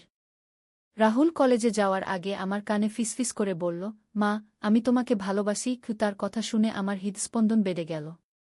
দুপুরে আমি বাজার করতে গেলাম। বাজারে আমার এক পরিচিত আন্টি মিলল। তিনি বললেন, অনুপ্রিয়া তুমি কেমন আছো? তোমাকে দেখে মনে হচ্ছে তুমি খুব খুশি। আমি অবাক হলাম। কেন, কি দেখছেন আমার মধ্যে? তিনি হেসে বললেন, তোমার চেহারায় একটা নতুন উজ্জ্বলতা। মনে হচ্ছে তুমি কোনো ভালো খবর পেয়েছ। আমি কিছু না বলে হাসলাম। কিন্তু মনে মনে ভাবলাম, সত্যিই কি আমার মধ্যে কোনো পরিবর্তন এসেছে? রাহুলের ভালোবাসা কি আমাকে বদলে দিয়েছে? বাসায় ফিরে এসে আয়নার সামনে দাঁড়ালাম। সত্যিই আমার চোখে একটা নতুন চমক। যেন অনেক দিন পর আমি নিজেকে একজন নারী হিসেবে অনুভব করছি। বিকালে রাহুল ফিরে এলো। আমাকে দেখে মুচকি হাসল। মা তুমি আজ অন্যরকম সুন্দর লাগছ। আমি লজ্জা পেলাম। কেন, কি হয়েছে আমার? সে বলল, তোমার চোখে একটা নতুন আলো। মনে হচ্ছে তুমি খুব খুশি। আমি বললাম, রাহুল, আমি নিজেই বুঝতে পারছি না আমার কি হয়েছে গিউ। সে আমার কাছে এসে বলল, মা, এটা ভালোবাসার প্রভাব। যখন কেউ আমাদের সত্যিকার ভালোবাসা দেয় তখন আমরা বদলে যাই। সন্ধ্যায় আমরা আবার ছাদে গেলাম। সেই একই জায়গায় বসলাম যেখানে রাহুল প্রথম তার মনের কথা বলেছিল। রাহুল বলল, মা, তুমি কি মনে আছে সেদিনের কথা? আমি মাথা নাড়লাম। সেদিন তুই যা বলেছিলিস সেটা আমার জীবন বদলে দিয়েছে। সে বলল, কিভাবে? আমি বললাম, অনেক বছর পর কেউ আমাকে বলেছে যে আমি সুন্দর। অনেক বছর পর কেউ আমাকে ভালোবাসার কথা বলেছে। রাহুল আমার হাত ধরে বলল, মা, আমি প্রতিদিন তোমাকে বলবো যে তুমি সুন্দর। প্রতিদিন বলবো যে আমি তোমাকে ভালোবাসি। হঠাৎ করে ছাদে একটা বিড়াল এলো। বিড়ালটা আমাদের কাছে এসে মিয়াও মিয়াও করতে লাগল। আমি বিড়ালটাকে কোলে নিলাম। রাহুল বলল, মা, বিড়ালটা তোমাকে খুব পছন্দ করেছে। আমি বিড়ালটার মাথায় হাত বুলিয়ে দিলাম। বিড়ালটা গলায় গলায় ডাকতে লাগল। রাহুল বলল, মা, পশুরাও বুঝতে পারে কে তাদের ভালোবাসে। আমি বললাম, রাহুল, তুই কি মনে করিস আমরা যা অনুভব করছি সেটা সঠিক? সে বলল, মা, ভালোবাসা কখনো ভুল হতে পারে না। সমস্যা হলো সমাজের চোখে। আমি বললাম, সমাজ আমাদের মেনে নেবে না। সে বলল, তাহলে আমরা সমাজ থেকে দূরে থাকব। আমরা কোথাও চলে যাব যেখানে কেউ আমাদের চেনে না। আমি চমকে উঠলাম। তুই কি বলছিস রাহুল? সে বলল, মা, আমি সিরিয়াস। আমি চাই আমরা এই শহর ছেড়ে চলে যাই। নতুন কোথাও গিয়ে নতুন পরিচয় নিয়ে থাকি। আমি বললাম, কিন্তু তানিয়া? তোর বাবা? আমার সংসার? সে বলল, মা, তানিয়াও আমাদের সাথে থাকতে পারে। আর বাবার কথা ভুলে যাও। বাবা তো তোমাকে ভালোবাসেই না। আমার মাথা ঘুরতে লাগল। রাহুল এত বড় সিদ্ধান্ত নিতে চাইছে। আমি বললাম, রাহুল, এটা এত সহজ না। আমি একজন বিবাহিত নারী। সে বলল, মা, বিবাহ মানে কি? একটা কাগজ, একটা রীতি। যেখানে ভালোবাসা নেই সেই বিবাহের মানে কি? আমি চুপ করে রইলাম। বিড়ালটা আমার কোল থেকে নেমে চলে গেল। রাহুল বলল, মা, আমি জানি এটা একটা বড় সিদ্ধান্ত। কিন্তু আমি চাই তুমি খুশি থাকো। আমি বললাম, রাহুল, আমি তোর জন্য আমার পুরো জীবন বদলে দিতে পারি না। সে বলল, মা, আমি তোমাকে চাপ দিচ্ছি না। আমি শুধু একটা অপশন দিচ্ছি। হঠাৎ করে আমার মোবাইলে একটা মেসেজ এলো। দেখি আমার বোন রিতার মেসেজ। দিদি, তুই ঠিক আছিস তো? আমার খুব অস্বস্তি লাগছে। আমি রাহুলকে মেসেজটা দেখালাম। রাহুল বলল, রিতা মামি কেন এমন মেসেজ পাঠিয়েছে? আমি বললাম, জানি না। হয়তো কোনো খারাপ স্বপ্ন দেখেছে। কিন্তু মনে মনে ভাবলাম, রিতা কি আমার মনের অবস্থা আঁচ করতে পারছে? আমি রিতাকে ফোন করলাম। রিতা বলল, দিদি, আমার খুব অস্বস্তি লাগছে। মনে হচ্ছে তোর কোনো বিপদ হবে। আমি বললাম, কি ধরনের বিপদ? সে বলল, জানি না দিদি। কিন্তু তুই সাবধানে থাকিস। ফোন রাখার পর রাহুল বলল, মা, রিতা মামি কি কিছু জানে? আমি বললাম, না, সে কিছু জানে না। হয়তো তার ষষ্ঠ ইন্দ্রিয় কাজ করছে। পরের দিন সকালে আমি অস্থির বোধ করছিলাম। রাহুল কলেজে যাওয়ার আগে আমার কাছে এসে বলল, মা, তুমি কেমন আছো? আমি বললাম, ভালো আছি। কিন্তু সত্যি বলতে আমি ভালো ছিলাম না। দুপুরে সৌমিত্র অফিস থেকে হঠাৎ করে বাসায় এলো। আমি অবাক হলাম। তুমি এত তাড়াতাড়ি এলে কেন? সে বলল, আমার মাথা খারাপ লাগছিল, তাই চলে এলাম। সৌমিত্র খাবার খেয়ে শুয়ে পড়ল। আমি রান্নাঘরে কাজ করছিলাম। হঠাৎ করে তার ফোনে একটা কল এলো। আমি ফোনটা তুলে দিলাম। একজন মহিলার গলা। হ্যালো, সৌমিত্র আছে? আমি বললাম, তিনি ঘুমাচ্ছেন। কে বলছেন? মহিলা বলল, আমি প্রিয়াঙ্কা, অফিসের কলিগ। আমি বললাম, আমি তাকে বলে দেব। কিন্তু ফোনটা রাখার পর আমার মনে সন্দেহ হল। মহিলার গলায় একটা অন্যরকম আবেগ ছিল। মনে হলো সে সৌমিত্রের খুব কাছের কেউ। আমি সৌমিত্রের ফোন চেক করার চেষ্টা করলাম। কিন্তু ফোনে পাসওয়ার্ড দেওয়া। আমি আগে কখনো তার ফোন চেক করিনি। কিন্তু আজ একটা অদ্ভুত কৌতূহল হল। বিকালে রাহুল ফিরে এলো। আমি তাকে প্রিয়াঙ্কার ফোনের কথা বললাম। রাহুল বলল, মা, তুমি কি সন্দেহ করছো? আমি বললাম, জানি না। কিন্তু মহিলার গলায় একটা আলাদা ভাব ছিল। রাহুল বলল, মা, হয়তো বাবার অফিসে কোনো অ্যাফেয়ার আছে। তুমি নিজেই তো বলেছিলে বাবা তোমার সাথে স্বামী স্ত্রীর মতো আচরণ করে না। আমি চমকে উঠলাম। তুই কি বলছিস রাহুল? সে বলল, মা, এটাই স্বাভাবিক। যে পুরুষ তার স্ত্রীকে ভালোবাসে না সে অন্য কোথাও ভালোবাসা খোঁজে গু। সন্ধ্যায় সৌমিত্র জেগে উঠল। আমি তাকে প্রিয়াঙ্কার ফোনের কথা বললাম। সে একটু ঘাবড়ে গিয়ে বলল, ও প্রিয়াঙ্কা। সে অফিসের কাজের জন্য ফোন করেছিল কিন্তু তার চেহারা দেখে মনে হল সে কিছু লুকাচ্ছে। আমি আর কিছু বললাম না। কিন্তু মনে মনে ভাবলাম, সত্যিই কি সৌমিত্রের কোনো অ্যাফেয়ার আছে? রাতে খাবারের টেবিলে বসে আমি সৌমিত্রকে লক্ষ্য করলাম। সে স্বাভাবিকের চেয়ে কম কথা বলছে। তানিয়া তার বাবার সাথে খেলার কথা বলছে, কিন্তু সৌমিত্র। আল্লাহর রহমতের অসীম সাগর। প্রথম অধ্যায়, হারিয়ে যাওয়া আলো। বাগদাদের এক প্রান্তে তিগ্রিস নদীর তীরে একটি ছোট্ট গ্রাম ছিল। গ্রামের নাম ছিল নুরানপুর, আলোর শহর। কিন্তু বিধিবাম সেই আলোর শহরেই বাস করত এক যুবক, যার অন্তরে কোনো আলো ছিল না। তার নাম ছিল হারিস ইবনে উমর। হারিস ছিল একজন দক্ষ কারিগর। তার হাতের কাজ দেখে মানুষ মুগ্ধ হয়ে যেত। কিন্তু তার হৃদয় ছিল পাথরের মতো কঠিন। সে আল্লাহকে বিশ্বাস করত না। নামাজ, রোজা, হজ এসব তার কাছে অর্থহীন মনে হতো। সে মনে করত মানুষের ভাগ্য তার নিজের হাতেই নির্ধারিত হয়, আল্লাহ নামে কোনো শক্তির প্রয়োজন নেই। হারিসের বাবা আবু বকর ছিলেন একজন নেককার মুসলিম। তিনি দিনরাত তার ছেলের হেদায়েতের জন্য দোয়া করতেন। মা ফাতিমাও রাত জেগে কান্নাকাটি করতেন। কিন্তু হারিসের মন যেন পাথরের চেয়েও শক্ত হয়ে গিয়েছিল। একদিন সকালে হারিস তার কর্মশালায় বসে একটি সুন্দর কাঠের সিন্দুক তৈরি করছিল। তার কাজের নিপুণতা দেখে সবাই মুগ্ধ হয়ে যেত।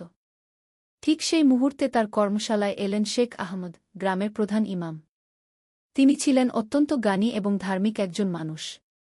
আসসালামু আলাইকুম, হারিস কি? শেখ আহমদ সালাম দিলেন। হারিস মাথা তুলে তাকাল, কিন্তু সালামের জবাব দিল না। কি চান শেখ সাহেব? তোমার কাজ দেখে আসলাম। সত্যিই অসাধারণ। আল্লাহ তোমাকে কত সুন্দর হাত দিয়েছেন। আল্লাহর কি আর অভাব আছে? এসব আমার নিজের মেধা আর পরিশ্রমের ফল, হারিস ঠান্ডা গলায় বলল। শেখ আহমদ দীর্ঘশ্বাস ফেললেন। হারিস, তুমি কি কখনো ভেবে দেখেছ এই হাত তুমি কোথায় পেলে? এই চোখ, এই মস্তিষ্ক? সবকিছু তো আল্লাহর দান। দেখুন শেখ সাহেব, আপনি আপনার ধর্মকর্ম নিয়ে থাকুন। আমাকে বোঝানোর চেষ্টা করবেন না। আমি কারো সাহায্য ছাড়াই এতদূর এসেছি। হারিস একটু রুট স্বরেই বলল। শেখ আহমদ চুপ থাকলেন কিছুক্ষণ। তারপর বললেন, আল্লাহ তোমার হৃদয়ে হেদায়েতের নূর দান করুন। আর একটা কথা মনে রেখো হারিস, গর্ভপতনের পূর্বে আসে। শেখ আহমদ চলে গেলেন। হারিস তার কাজে মন দিল। কিন্তু শেখের শেষ কথাটা তার মনে গেঁথে গেল। দুপুরের পর হারিস বাজারে গেল কিছু কাঠ কিনতে। পথে সে দেখল এক বৃদ্ধ ভিক্ষুক ক্ষুধায় কাতর হয়ে পড়ে আছে। লোকজন তাকে এড়িয়ে চলেছে। খোদার নামে একটু খাবার দিন বাবা। 3 দিন কিছু খায়নি। বৃদ্ধ কাকুতি মিনতি করছিল। হারিস তাডাল। তার পকেটে কিছু দিরহাম ছিল। একটু ভাবল, তারপর বৃদ্ধের দিকে একটি দিরহাম ছুড়ে দিয়ে বলল, নাও, কিন্তু খোদার নাম করো না। এটা আমার দয়া। বৃদ্ধ অভুক্ত হাতে দিরহামটি তুলে নিল। আল্লাহ আপনার মঙ্গল করুন বাবা। বললাম না খোদার নাম করতে, হারিস বিরক্ত হয়ে বলল। বৃদ্ধ চুপ হয়ে গেল। তার চোখে কষ্টের ছায়া পড়ল। হারিস বাজার থেকে কাঠ কিনে বাড়ি ফিরল। সন্ধ্যায় মা খাবার ডাকল। খাবার টেবিলে বসে বাবা বললেন, হারিস, আজ শেখ আহমদ তোমার কথা বলছিলেন।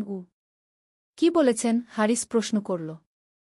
বলেছেন তুমি খুবই মেধাবী ছেলে, কিন্তু ঈমানের অভাবে তুমি পথভ্রষ্ট হয়ে গেছ। তিনি বলেছেন তোমার জন্য তিনি বিশেষ দোয়া করেন। হারিস হাসল। শেখ সাহেবের দোয়ায় কি আর হয়? আমি আমার মতোই ভালো আছি।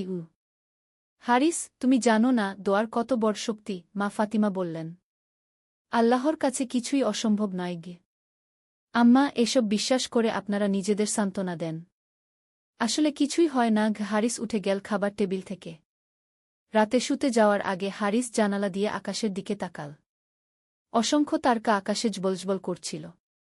একটা অদ্ভুত অনুভূতি হল তার। এত সুন্দর এই মহাবিশ্ব কি সত্যিই আপনা আপনি তৈরি হয়েছে? কিন্তু পরক্ষণেই সে মাথা নেড়ে এই চিন্তা ঝেড়ে ফেল। দ্বিতীয় অধ্যায়, প্রথম আঘাত। পরের দিন সকালে হারিস তার কর্মশালায় গিয়ে দেখল রাতে ঝড়ের কারণে তার অর্ধেক কাজ নষ্ট হয়ে গেছে। যে সুন্দর সিন্দুকটি সে তৈরি করছিল সেটি ভেঙে চুরমার হয়ে গেছে।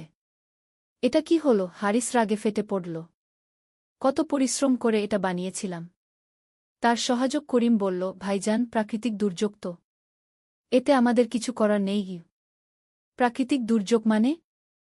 এসব তো কুসংস্কার। ঝড় হবে, আমাদের ক্ষতি হবে, এটাই স্বাভাবিক, হারিস বলল, কিন্তু তার গলায় এবার একটু কষ্ট ছিল। সারাদিন সে নতুন করে কাজ শুরু করল। কিন্তু মন বসছিল না। বিকালে এক ক্রেতা এল। তার কাছে একটি বিশেষ ধরনের আলমিরা চেয়েছিল। হারিস দেখাল যে কাজটি নষ্ট হয়ে গেছে। কবে দিতে পারবেন? ক্রেতা জিজ্ঞেস করল। আরও 1 সপ্তাহ লাগবে, হারিস বলল। তাহলে আর দরকার নেই। অন্য কারিগরের কাছে চলে যাব। ক্রেতা চলে গেল। হারিসের মুখ শুকিয়ে গেল। এই অর্ডারটি তার অনেক বড় আয়ের উৎস ছিল। সন্ধ্যায় বাড়ি ফিরে সে মা বাবাকে সব ঘটনা বলল। আল্লাহর মর্জি, বাবা আবু বকর বললেন। হয়তো এর মধ্যে কোনো কল্যাণ আছে। আবার শুরু। সবকিছুতেই আল্লাহর মর্জি। ঝড় হওয়াটা প্রাকৃতিক ঘটনা, আবার আল্লাহর মর্জি কি? হারিস বিরক্ত হয়ে বলল। হারিস, তুমি জানো না, আল্লাহ কখনো কখনো আমাদের পরীক্ষা করেন। এই যে তোমার ক্ষতি হল, হয়তো এর মাধ্যমে তিনি তোমাকে কোনো বড় শিক্ষা দিতে চান। মা বললেন। হারিস কিছু বলল না। কিন্তু ভেতরে ভেতরে সে একটু চিন্তিত হয়ে পড়ল। রাতে ঘুমের মধ্যে হারিস একটি স্বপ্ন দেখল সে এক বিশাল মরুভূমিতে একা হাঁটছে। চারদিকে কোনো মানুষ নেই। প্রচণ্ড গরম আর তৃষ্ণায় সে কাতর হয়ে উঠেছে। হঠাৎ দূরে একটি ওয়েসিস দেখতে পেল। দৌড়ে গিয়ে দেখে সেখানে পানি নেই, শুধু বালু। ভোরে ঘুম ভেঙে গেল। স্বপ্নটা খুবই বিচিত্র লাগল তার। কেন এমন স্বপ্ন দেখল? পরের কয়েকদিন হারিস কঠোর পরিশ্রম করল। নতুন করে সিন্দুকটি বানাতে শুরু করল। কিন্তু কাজে মন বসছিল না। মাঝে মাঝে মনে হচ্ছিল সবকিছু যেন তার নিয়ন্ত্রণের বাইরে চলে যাচ্ছে। একদিন কাজ করতে করতে হঠাৎ তার হাতে কাঠ কাটার যন্ত্র লেগে গেল। হাতে গভীর জখম হল। রক্তে ভেসে গেল কর্মশালা। আল্লাহ! এটা কি হল? করিম চিৎকার করে উঠল। হারিস তার হাতের দিকে তাকাল। প্রচুর রক্ত পড়ছে। ব্যথায় কাতর হয়ে পড়ল সে। করিম তাড়াতাড়ি একটি কাপড় দিয়ে ক্ষতস্থান বেঁধে দিল। চলুন, হকিম সাহেবের কাছে যেতে হবে। হকিম সাহেব ক্ষত দেখে বললেন, বেশ গভীর কেটেছে। কয়েকদিন হাত নাড়াতে পারবে না। কাজকর্ম বন্ধ রাখতে হবে। হারিস নীরব হয়ে গেল। হাত না নড়লে সে কি করবে? কাজ বন্ধ মানে আয় বন্ধ। বাড়ি ফিরে সে বিছানায় শুয়ে রইল। মা খাবার নিয়ে এল। খাও বাবা, আল্লাহ তোমাকে তাড়াতাড়ি ভালো করে দেবেন। মা বললেন। আম্মা, আপনারা সবসময় আল্লাহর নাম করেন কেন? আমার হাত কেটেছে প্রাকৃতিক কারণে। ওটা ভালো হবেও প্রাকৃতিক নিয়মে। হারিস ক্লান্ত গলায় বলল। মা চুপ থাকলেন। কিন্তু তার চোখে পানি চলে এল। রাতে হারিস আবার সেই মরুভূমির স্বপ্ন দেখল। এবার দেখল সে মরুভূমিতে পড়ে আছে। খুবই অসহায় লাগছে। হঠাৎ দূর থেকে একটি কণ্ঠস্বর ভেসে এল, হে হারিস, তুমি কি এখনো মনে কর তুমি একা পারো? হারিস ঘুম থেকে উঠল। ঘাম দিয়ে ভেসে যাচ্ছে। স্বপ্নটা এত স্পষ্ট মনে হচ্ছিল যেন বাস্তব। 3য় অধ্যায়, ভাঙন। 3 দিন পর হারিসের হাত একটু ভালো হল। সে আবার কর্মশালায় গেল। কিন্তু সেখানে গিয়ে আরেকটি দুঃসংবাদ পেল। তার সবচেয়ে বড় ক্রেতা আলী ইবনে হাসান এসেছিলেন। তিনি বলে গেছেন যে অন্য কারিগরের কাছে অর্ডার দিয়েছেন। কেন? আমার কাজ কি ভালো না? হারিস করিমকে জিজ্ঞেস করল। ভাইজান, তিনি বলেছেন আপনার কাজ খুবই ভালো। কিন্তু আপনি যেভাবে ক্রেতাদের সাথে কথা বলেন, তাতে তারা মনে কষ্ট পান। করিম লজ্জিত গলায় বলল। কিভাবে কথা বলি আমি? ভাইজান, আপনি অনেক সময় তাদের সাথে রুট ব্যবহার করেন। আর যখন তারা আল্লাহ হাফেজ বা ইনশাআল্লাহ এসব বলেন, আপনি রেগে যান। এতে তারা মনে কষ্ট পান। হারিসের মাথায় বজ্রপাত হল। তার সব ক্রেতা তাহলে এভাবেই চলে যাবে? আচ্ছা, আপনি একটু সবার সাথে নরম ব্যবহার করেন। আর তাদের ধর্মীয় কথাবার্তায় বাধা দেবেন না। করিম পরামর্শ দিল। হারিস কিছু বলল না। কিন্তু মনে মনে ভাবল, তাহলে কি ব্যবসা বাঁচাতে তাকে ভণ্ডামি করতে হবে? পরের কয়েকদিন হারিস চেষ্টা করল ক্রেতাদের সাথে একটু নরম ব্যবহার করতে। কিন্তু যখনই কেউ আল্লাহ শব্দটি উচ্চারণ করত, তার ভেতরে একটা অস্বস্তি হতো। একদিন এক ক্রেতা এসে বলল, ইনশাআল্লাহ, আপনার বানানো আলমিরাটি আমার খুব পছন্দ হয়েছে। আল্লাহ আপনার হাতে বরকত দিয়েছেন গু। হারিস জোর করে একটা হাসি দিয়ে বলল, ধন্যবাদ, কিন্তু ভেতরে সে ফুঁসছিল। ক্রেতা চলে যাওয়ার পর করিম বলল, ভাইজান, আপনি অনেক ভালো করেছেন। এভাবেই চালিয়ে যান গু। কিন্তু হারিসের মনে অশান্তি। সে কি তাহলে অভিনয় করতে শিখছে? এটা কি ঠিক হচ্ছে? সেদিন সন্ধ্যায় হারিস গ্রামের পার্কে বেড়াতে গেল। সেখানে দেখল কিছু বাচ্চারা খেলা করছে। একটি ছোট্ট মেয়ে তার দিকে এসে বলল, চাচা, আপনি কি দোয়া জানেন? দোয়া? কেন? হারিস প্রশ্ন করল। আমার আম্মা অসুস্থ। আমি সবাইকে বলেছি আমার আম্মার জন্য দোয়া করতে। আপনিও করবেন? হারিস অস্বস্তিতে পড়ল। আমি দোয়া জানি না গি। ছোট্ট মেয়েটি অবাক হয়ে তাকাল। কিভাবে হয় চাচা? সবাই তো দোয়া জানে। রাব্বানা আতিনা ফিদ দুনিয়া হাসানাতা ওয়া ফিল আখিরাতি হাসানাতা ওয়া কিনা আয়াবান নার। ছোট্ট মেয়েটির মুখ থেকে সুন্দর আরবি উচ্চারণ শুনে হারিসের মনে একটা অদ্ভুত অনুভূতি হল। এত ছোট একটা বাচ্চা এত সুন্দর করে দোয়া বলতে পারে, আর সে একজন পূর্ণবয়স্ক মানুষ হয়ে কোনো দোয়া জানে না।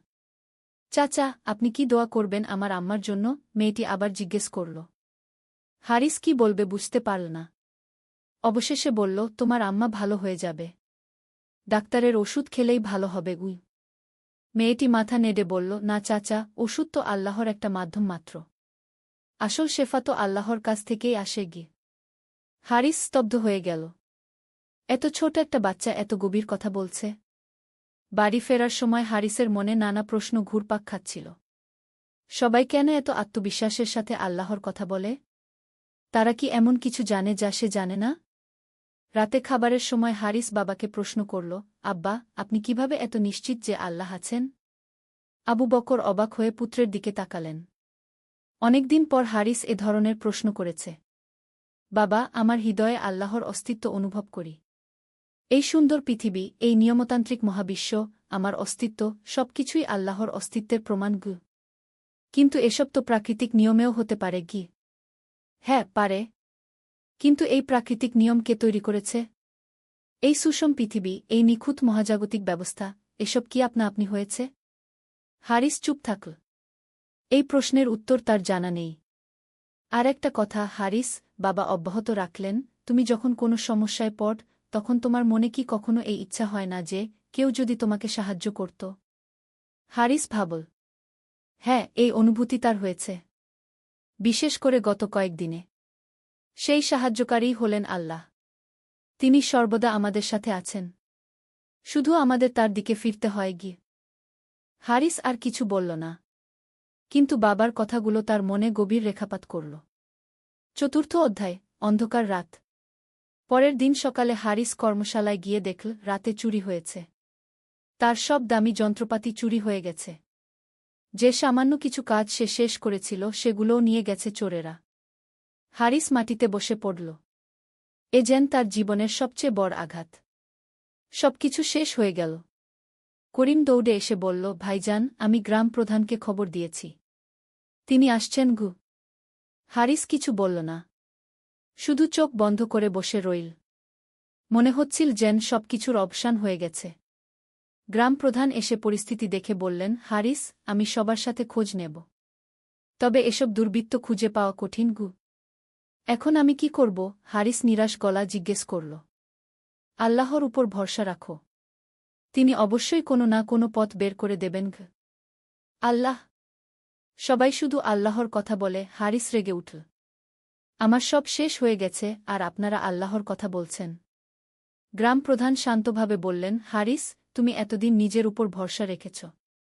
কিন্তু দেখো নিজের শক্তি কত সীমিত। এখন হয়তো সময় এসেছে অন্য কোনো সাহায্যের কথা ভাবার গু। হারিস কোনো উত্তর দিল না। বাড়ি ফিরে সে মা বাবাকে সব ঘটনা বলল। মা কাঁদতে লাগলেন। বাবা তাকে সান্ত্বনা দিতে চেষ্টা করলেন। হারিস, এটা হয়তো আল্লাহর পক্ষ থেকে একটা পরীক্ষা। তিনি দেখতে চান তুমি কিভাবে এই বিপদের মোকাবেলা করগু। আব্বা, পরীক্ষা মানে কি? আল্লাহ কি এত নিষ্ঠুর যে মানুষের সবকিছু কেড়ে নিয়ে পরীক্ষা করেন? হারিসের গলায় এবার যন্ত্রণা। না বাবা, আল্লাহ নিষ্ঠুর নন। তিনি অত্যন্ত দয়ালু। কিন্তু কখনো কখনো আমাদের ভুল পথে যেতে দেখে তিনি আমাদের সঠিক পথে ফেরানোর জন্য এমন কিছু ঘটান গু। হারিস রাতভর ঘুমাতে পারল না। সারা রাত জানালায় দাঁড়িয়ে আকাশের দিকে তাকিয়ে রইল। প্রথমবারের মতো তার মনে হল সে সত্যিই একা। চারদিকে অন্ধকার ছাড়া কিছু নেই। হঠাৎ তার মরুভূমির স্বপ্নের কথা মনে পড়ল। সেখানেও সে একা ছিল। আর আজ বাস্তবেও সে একা। পরের দিন হারিস বের হল কাজের খোঁজে। কিন্তু কোথাও কাজ মিলল না। সবাই বলল, আগে তুমি তো নিজেই কাজ করতে, এখন অন্যের অধীনে কাজ করবে কেন? একটা কাজ পেল কৃষক জালালের ক্ষেতে। কিন্তু পারিশ্রমিক খুবই কম। এতে তো আমার সংসার চলবে না। হারিস জালালকে বলল, ভাই, এটাই আমার সামর্থ্য। আর অনেকেই এর চেয়ে কমে কাজ করে। জালাল বলল। হারিসের কোনো উপায় নেই। সে কাজটা নিতে রাজি হল।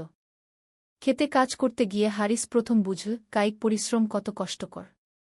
সূর্যের প্রচণ্ড তাপে সারাদিন মাটি খোঁড়া, ফসল তোলা, সব কিছুই তার কাছে অসহ্য মনে হল। দুপুরে বিশ্রামের সময় অন্যান্য শ্রমিকরা ছায়ায় বসে আল্লাহর নাম জপ করছিল। কেউ কেউ নামাজ পড়ছিল। হারিস ভাই, আপনিও তো নামাজ পড়েন, ও একজন শ্রমিক বলল। আমি নামাজ পড়ি না। হারিস লজ্জিত গলায় বলল। সবাই অবাক হয়ে তাকাল। কেন ভাই? আপনি তো মুসলিম। আমার আল্লাহর উপর বিশ্বাস নেই। হারিস সোজাসুজি বলে দিল। একটা নীরবতা নেমে এল। তারপর এক বয়স্ক শ্রমিক বলল, ভাই, আমি পড়াশোনা জানি না। কিন্তু একটা কথা জানি, যে আল্লাহকে মানে না সে নিজেকে খুবই বড় ভাবে। আর যে নিজেকে খুব বড় ভাবে, আল্লাহ তাকে ছোট করে দেন। হারিসের মনে শেখ আহমদের কথা মনে পড়ল। গর্ভপতনের পূর্বে আসে গু। সন্ধ্যায় কাজ শেষ করে বাড়ি ফিরল। সারা শরীর ব্যথা, হাত পা কাঁপছে। মা খাবার নিয়ে এসে বললেন, খাও বাবা, তুমি কত কষ্ট করেছ। আম্মা, আমি কি ভুল করেছি? হঠাৎ হারিস মায়ের কাছে প্রশ্ন করল। মা অবাক হলেন। কি বলছ বাবা? আমি বলতে চাইছি, আমার জীবনে এত সমস্যা কেন? আমি কি এমন কোনো অন্যায় করেছি? মা বসে পড়লেন পাশে। হারিস, তুমি মন্দ ছেলে নও। কিন্তু তুমি যে তোমার স্রষ্টাকে অস্বীকার কর, এটা একটা বড় ভুল। যিনি তোমাকে সৃষ্টি করেছেন, তোমাকে এত কিছু দিয়েছেন, তাকে অস্বীকার করা কি ঠিক? হারিস চুপ থাকল। প্রথমবারের মতো তার মনে হল হয়তো সে ভুল পথে ছিল। আম্মা, আমি যদি আল্লাহকে বিশ্বাস করতে চাই, কিন্তু পারি না? যদি আমার মনে সন্দেহ থেকে যায়? মা হেসে বললেন, সন্দেহ থাকা স্বাভাবিক বাবা। কিন্তু সন্দেহ দূর করার চেষ্টা করতে হয়। আল্লাহর কাছে সাহায্য চাইতে হয়। কিভাবে চাইব? দোয়া কর। মনে মনে বল, হে আল্লাহ, আমি তোমাকে বিশ্বাস করতে চাই। আমার হৃদয়ে ঈমানের নূর দাও। হারিস কিছু বলল না। কিন্তু মায়ের কথাগুলো তার মনে গেঁথে গেল। রাতে ঘুমাতে যাওয়ার আগে হারিস দীর্ঘক্ষণ ছাদে দাঁড়িয়ে আকাশের দিকে তাকিয়ে রইল। অগুন্তি তারকা জ্বলজ্বল করছে। চাঁদ উঠেছে আকাশে। কত সুন্দর এই দৃশ্য! প্রথমবারের মতো হারিসের মনে একটা অনুভূতি হল, এই বিশ্বজগৎ কি সত্যিই আপনা আপনি তৈরি হয়েছে? এত নিখুঁত, এত সুন্দর একটা ব্যবস্থা কি কোনো পরিকল্পনাকারী ছাড়া সম্ভব? হঠাৎ তার মনে পড়ল, সে যখন একটা সিন্দুক বানায়, তখন কত পরিকল্পনা করে, কত নিপুণতার সাথে প্রতিটি অংশ তৈরি করে। তাহলে এই বিশাল মহাবিশ্বের কোনো নির্মাতা নেই? এই চিন্তায় মগ্ন থাকতে থাকতে কখন যে ঘুমিয়ে পড়ল, টের পেল না। পঞ্চম অধ্যায়, প্রথম আলো। পরের দিন সকালে হারিস আবার জালালের ক্ষেতে কাজ করতে গেল। আজ তার কাজ ছিল নতুন বীজ বপন করা। মাটিতে বীজ পুঁতে দিতে দিতে হারিসের মনে এক অদ্ভুত চিন্তা এল। এই ছোট্ট বীজ থেকে কিভাবে বড় গাছ হয়? কে এই বীজের মধ্যে এত শক্তি দিয়ে রেখেছে? দুপুরে বিশ্রামের সময় সে জালালকে প্রশ্ন করল, জালাল ভাই, এই বীজ থেকে গাছ হয় কিভাবে? জালাল হেসে বলল, হারিস ভাই, এটা আল্লাহর অপার কুদরত। তিনি এই ছোট্ট বীজের মধ্যে এত শক্তি রেখে দিয়েছেন। কিন্তু এটা তো প্রাকৃতিক নিয়মেও ব্যাখ্যা করা যায়। হ্যাঁ ভাই, প্রাকৃতিক নিয়ম আছে। কিন্তু এই প্রাকৃতিক নিয়ম কে তৈরি করেছে? কে ঠিক করেছে যে বীজে পানি দিলে গাছ হবে, সূর্যের আলো পেলে বাড়বে? হারিস চুপ থাকল। এই প্রশ্নের উত্তর তার জানা নেই। আর একটা কথা, জালাল অব্যাহত রাখল, আপনি কি কখনো লক্ষ্য করেছেন প্রকৃতিতে কত নিখুঁত ভারসাম্য আছে? গাছ অক্সিজেন দেয়, আমরা কার্বন ডাই অক্সাইড দেই। বৃষ্টি হয়, নদীতে পানি আসে, সমুদ্রে পানি বাষ্প হয়ে আবার মেঘ হয়। এত নিখুঁত একটা ব্যবস্থা কি আপনি হতে পারে? হারিস গভীর ভাবনায় পড়ে গেল।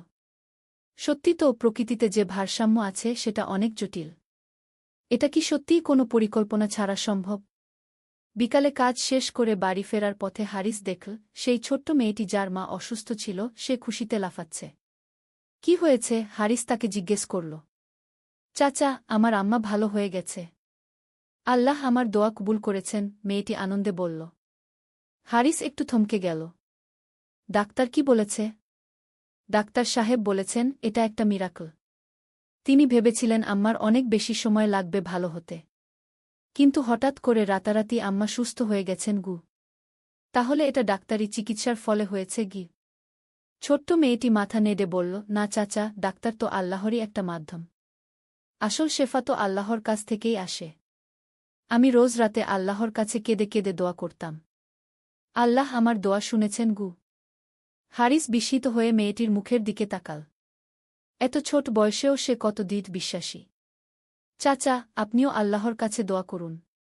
তিনি সবার দোয়া শোনেন কি? মেয়েটি বলল। হারিস কিছু বলল না। কিন্তু মেয়েটির কথাগুলো তার মনে গভীর রেখাপাত করল। সন্ধ্যায় বাড়ি ফিরে হারিস মা বাবাকে দিনের অভিজ্ঞতার কথা বলল। আব্বা, আমার মনে অনেক প্রশ্ন জেগেছে। আমি কিছু বিষয় বুঝতে পারছি না। কি বুঝতে পারছ না বাবা? বাবা জিজ্ঞেস করলেন। এই যে প্রকৃতিতে এত নিখুঁত ব্যবস্থা, বীজ থেকে গাছ হওয়া, রোগ ভালো হয়ে যাওয়া, এসব কি সত্যিই আপনি হয়? বাবা মুচকি হেসে বললেন, হারিস, তুমি নিজেই তো একজন কারিগর। তুমি যখন একটা আলমিরা বানাও সেটা কি আপনি তৈরি হয়? নাকি তোমার পরিকল্পনা, তোমার দক্ষতা, তোমার পরিশ্রমের ফল? অবশ্যই আমার পরিকল্পনা ও পরিশ্রমের ফল। তাহলে এই বিশাল মহাবিশ্ব, এই জটিল প্রকৃতি, এই নিখুঁত মানুষের শরীর, এসব কি কোনো পরিকল্পনাকারী ছাড়া তৈরি হতে পারে? হারিস ভাবতে লাগল। তার কাছে এই যুক্তিটা অস্বীকার করা কঠিন মনে হল। কিন্তু আব্বা, আল্লাহকে তো আমি দেখতে পাই না গিয়ে। তুমি কি বাতাস দেখতে পাও? না, কিন্তু বাতাসের অস্তিত্ব আমি অনুভব করি গিয়ে। ঠিক তেমনি আল্লাহকেও তুমি দেখতে পাবে না, কিন্তু তার কাজ, তার নিদর্শন সর্বত্র ছড়িয়ে আছে। তোমার হৃদয় খুলে রাখলে তার অস্তিত্ব অনুভব করবে গিয়ে। হারিস রাতে অনেকক্ষণ জেগে রইল। বাবার কথাগুলো তার মনে ঘুরপাক খাচ্ছিল। সত্যি তো, সে যখন কোনো কাজ করে সেটা তার পরিকল্পনা ও পরিশ্রমের ফল। তাহলে এই বিশাল সৃষ্টিজগৎ কি কোনো স্রষ্টা ছাড়া সম্ভব? প্রথমবারের মতো হারিসের মনে একটা সম্ভাবনার কথা ভাবল, হয়তো সত্যিই আল্লাহ আছেন। কিন্তু পরক্ষণেই তার মনে প্রশ্ন জাগল, যদি আল্লাহ থাকেন, তাহলে তিনি তার এত ক্ষতি কেন করলেন? ষষ্ঠ অধ্যায়, অনুশোচনা শুরু। পরের দিন হারিস আবার জালালের খেতে গেল। আজ তার কাজ ছিল সেচের পানি দেওয়া। কাজ করতে করতে হারিস লক্ষ্য করল, গতকাল যে বীজগুলো বুনেছিল তার কয়েকটিতে ছোট্ট কুঁড়ি বের হয়েছে। মাত্র একদিনেই! এটা কিভাবে সম্ভব? সে মনে মনে ভাবল। জালাল কাছে এসে বলল, হারিস ভাই, দেখেছেন? আল্লাহর কুদরত কত অদ্ভুত! মাত্র একদিনেই বীজের ভেতর থেকে জীবন বের হয়ে এসেছে গিয়ে। কিন্তু এটা তো বৈজ্ঞানিক প্রক্রিয়া। বীজে পানি পেলে এটাই হয় গিয়ে। ঠিক বলেছেন। কিন্তু এই বৈজ্ঞানিক প্রক্রিয়াটা কে তৈরি করেছে? বীজের মধ্যে এই জীবনকে দিয়ে রেখেছে? হারিস চুপ থাকল। এই প্রশ্নের উত্তর দেওয়া তার পক্ষে কঠিন। দুপুরের বিশ্রামের সময় হারিস একা বসেছিল। হঠাৎ তার মনে সেই রাতের কথা মনে পড়ল যখন ঝড়ের কারণে তার কাজ নষ্ট হয়েছিল। তখন সে কত রেগেছিল। ভেবেছিল এটা শুধুই প্রাকৃতিক ঘটনা। কিন্তু এখন মনে হচ্ছে হয়তো সেটা একটা সংকেত ছিল তার গর্ব ভাঙানোর জন্য। তারপর মনে পড়ল হাত কেটে যাওয়ার ঘটনা। সেটাও কি কোনো সংকেত ছিল? তারপর চুরির ঘটনা। সবকিছু একসাথে হয়েছে যেন তাকে কিছু বোঝানোর জন্য। হারিসের মনে এক অদ্ভুত অনুভূতি হল। হয়তো এসব ঘটনা কোনো কাকতালীয় বিষয় নয়। বিকালে কাজ শেষ করে বাড়ি ফিরতে ফিরতে হারিস দেখল শেখ আহমদ তার দিকে এগিয়ে আসছেন। আসসালামু আলাইকুম। হারিস কি শেখ আহমদ সালাম দিলেন। এবার হারিস সালামের জবাব দিল। ওয়া আলাইকুমুসসালাম গে। শেখ আহমদ একটু অবাক হলেন। তোমার অবস্থার কথা শুনেছি। কেমন আছো? ভালো নেই শেখ সাহেব। সব শেষ হয়ে গেছে কি? হারিসের গলায় কষ্ট। হারিস, আল্লাহ যাকে ভালোবাসেন তাকে পরীক্ষা করেন। হয়তো তিনি তোমাকে সঠিক পথে আনার জন্য এভাবে পরীক্ষা করছেন শেখ সাহেব, আমি কিছু প্রশ্নের উত্তর খুঁজছি। হারিস দ্বিধা করে বলল। শেখ আহমদ থমকে গেলেন। কি প্রশ্ন? আল্লাহ যদি সত্যিই থাকেন তাহলে তিনি আমার এত ক্ষতি কেন করলেন? শেখ আহমদ হেসে বললেন, হারিস, আল্লাহ তোমার ক্ষতি করেননি। তিনি তোমাকে সঠিক পথ দেখাতে চান। কিভাবে? তুমি এতদিন মনে করতে তুমি নিজের শক্তিতেই সবকিছু পারো। আল্লাহর প্রয়োজন নেই। তিনি তোমাকে দেখালেন যে মানুষের শক্তি কত সীমিত। এখন তুমি বুঝতে পারছ যে আল্লাহর সাহায্য ছাড়া মানুষ অসহায়। কিন্তু এত কষ্ট দেওয়ার দরকার ছিল? হারিস, বড় রোগের জন্য কঠিন চিকিৎসার দরকার হয়। তোমার হৃদয়ের রোগ ছিল গর্ব আর অহংকার। সেটা দূর করার জন্য এই কঠিন চিকিৎসার প্রয়োজন ছিল। হারিস চুপ থাকল। শেখের কথাগুলো তার মনে গভীর রেখাপাত করছে। আর একটা কথা, শেখ আহমদ চালিয়ে গেলেন, তুমি যে বিপদে পড়েছ এটা তোমার জন্য ক্ষতিকর নাও হতে পারে। হয়তো এর মাধ্যমে তুমি আল্লাহর কাছে ফিরে আসবে।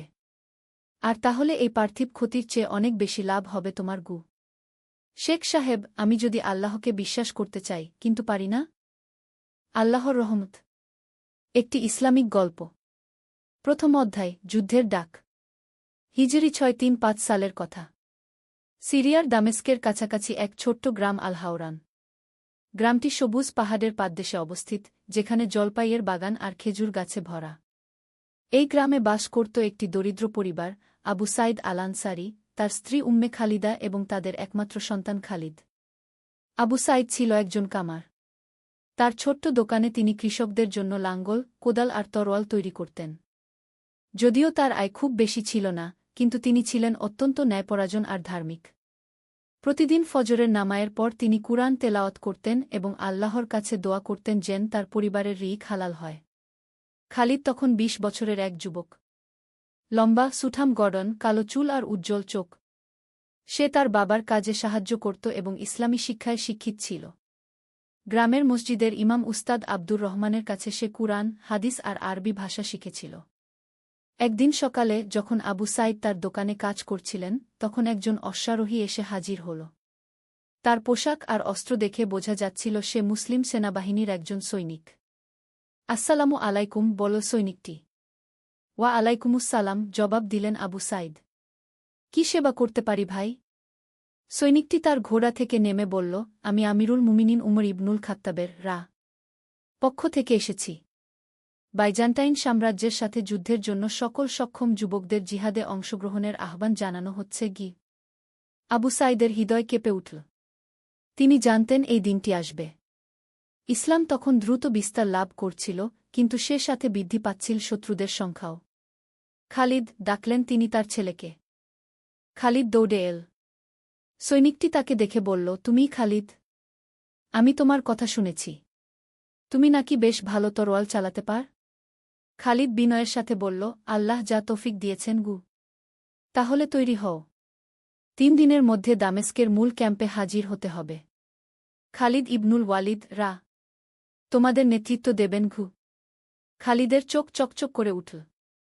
খালিদ ইবনুল ওয়ালিদ, যাকে বলা হয় সাইফুল্লাহিল মাসলুল, আল্লাহর খোলা তরোয়াল, যার কোনো যুদ্ধেই পরাজয় হয়নি। সৈনিকটি চলে যাওয়ার পর পরিবারে নেমে এল গভীর নীরবতা। উম্মে খালিদা চোখের পানি আটকে রাখার চেষ্টা করছিলেন, কিন্তু মনের গভীরে ভয় হচ্ছিল। একমাত্র সন্তানকে যুদ্ধে পাঠানো, এর চেয়ে কঠিন আর কি হতে পারে একজন মায়ের জন্য? দ্বিতীয় অধ্যায়, বিদায়ের বেদনা। সেদিন রাতে পরিবারের সবাই একসাথে বসে রাতের খাবার খেল। কিন্তু কারও মুখেই স্বাদ লাগছিল না। আবু সাইদ বারবার তার ছেলের দিকে তাকাচ্ছিলেন, যেন তার চেহারা মনে গেঁথে রাখতে চান। খাওয়ার পর ৩ জনেই কিছুক্ষণ নীরবে বসে রইল। অবশেষে আবু সাইদ কথা বললেন। খালিদ, তুমি জান যে জিহাদ ফি সাবিলিল্লাহ একজন মুসলমানের সবচেয়ে বড় সম্মানের কাজ। কিন্তু যুদ্ধে যাওয়ার আগে কিছু কথা বলে রাখতে চাই। খালিদ মনোযোগ দিয়ে বাবার কথা শুনতে লাগল। প্রথমত, সর্বদা আল্লাহকে ভয় করবে। যুদ্ধক্ষেত্রেও আল্লাহর আদেশ নিষেধ মেনে চলবে। নিরপরাধ লোকদের ক্ষতি করবে না। নারী, শিশু, বৃদ্ধ আর অসুস্থ লোকদের কোনো ক্ষতি করবে না। ধর্মীয় স্থানগুলো নষ্ট করবে না। জি আব্বাগু। দ্বিতীয়ত, তোমার নেতার আদেশ মানবে।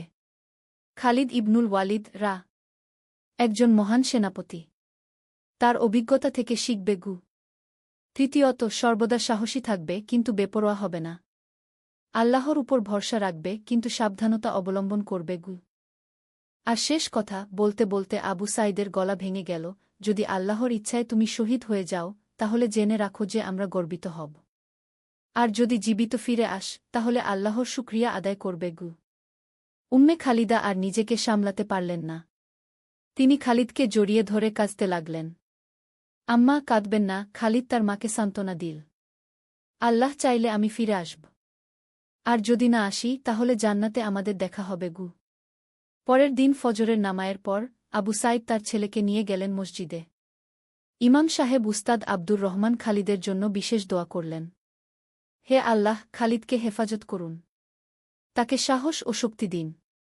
তার ঈমানকে মজবুত রাখুন। যদি তার মৃত্যু নিশ্চিত করে রেখেছেন তাহলে তাকে শহীদ হওয়ার তৌফিক দিন। আমিন ঘু। মসজিদের সবাই কু আমিন ঘু বলল। তৃতীয় অধ্যায়, যুদ্ধযাত্রা। তৃতীয় দিন সকালে খালিদ তার সামান্য সম্পত্তি একটি ছোট্ট ব্যাগে ভরে নিল। তার বাবা তাকে দিলেন একটি সুন্দর তরোয়াল, যা তিনি নিজের হাতে বানিয়েছিলেন। এই তরোয়াল আমি বিশেষ যত্নে তৈরি করেছি, বললেন আবু সাঈদ। এর হাতলে খোদাই করা আছে লা ইলাহা ইল্লাল্লাহু মুহাম্মাদুর রাসূলুল্লাহ। এই কালিমা তোমাকে সব সময় আল্লাহর কথা মনে করিয়ে দেবে গি। খালিদ তরোয়ালটি হাতে নিয়ে চুমু খেল। তারপর তার বাবা মায়ের পা ছুঁয়ে দোয়া নিল। আল্লাহ হাফেজ আব্বা, আম্মা গু। গ্রামের অনেকেই খালিদকে বিদায় জানাতে এসেছিল। সবার চোখে পানি কিন্তু মনে গর্ব। একজন মুজাহিদ তাদের গ্রাম থেকে বের হচ্ছে। খালিদ পায়ে হেঁটে দামেস্কের দিকে রওয়ানা হল। পথে তার সাথে আরও অনেক যুবক যুক্ত হল, বিভিন্ন গ্রাম থেকে। সবার মুখে একই স্বপ্ন, ইসলামের জন্য জিহাদ করা। দামেস্ক পৌঁছানোর আগেই খালিদ বুঝতে পারল যে এটা হবে একটা বিরাট অভিযান। পথে সে দেখতে পেল হাজার হাজার সৈন্য। আরব, পারস্য, আফ্রিকা সব জায়গা থেকে মুসলমান যোদ্ধারা এসেছে। দামেস্কে পৌঁছে খালিদ প্রথমেই দেখা করল ক্যাম্প কমান্ডারের সাথে। তার নাম আবু উবাইদাহ ইবনুল জাররাহ রাসূলুল্লাহর বিশ্বস্ত সাহাবীদের একজন। তুমি খালিদ? জিজ্ঞেস করলেন আবু উবাইদাহ। জি হুজুর। তোমার কামারের কাজের কথা শুনেছি। এখানে আমাদের অস্ত্র মেরামতের জন্য দক্ষ লোক দরকার। তুমি যুদ্ধে যাওয়ার সাথে সাথে এই কাজেও সাহায্য করবে গু। খালিদ খুশি হল। সে শুধু লড়াই করবে না, বরং অন্যান্য মুজাহিদদের সেবাও করতে পারবে।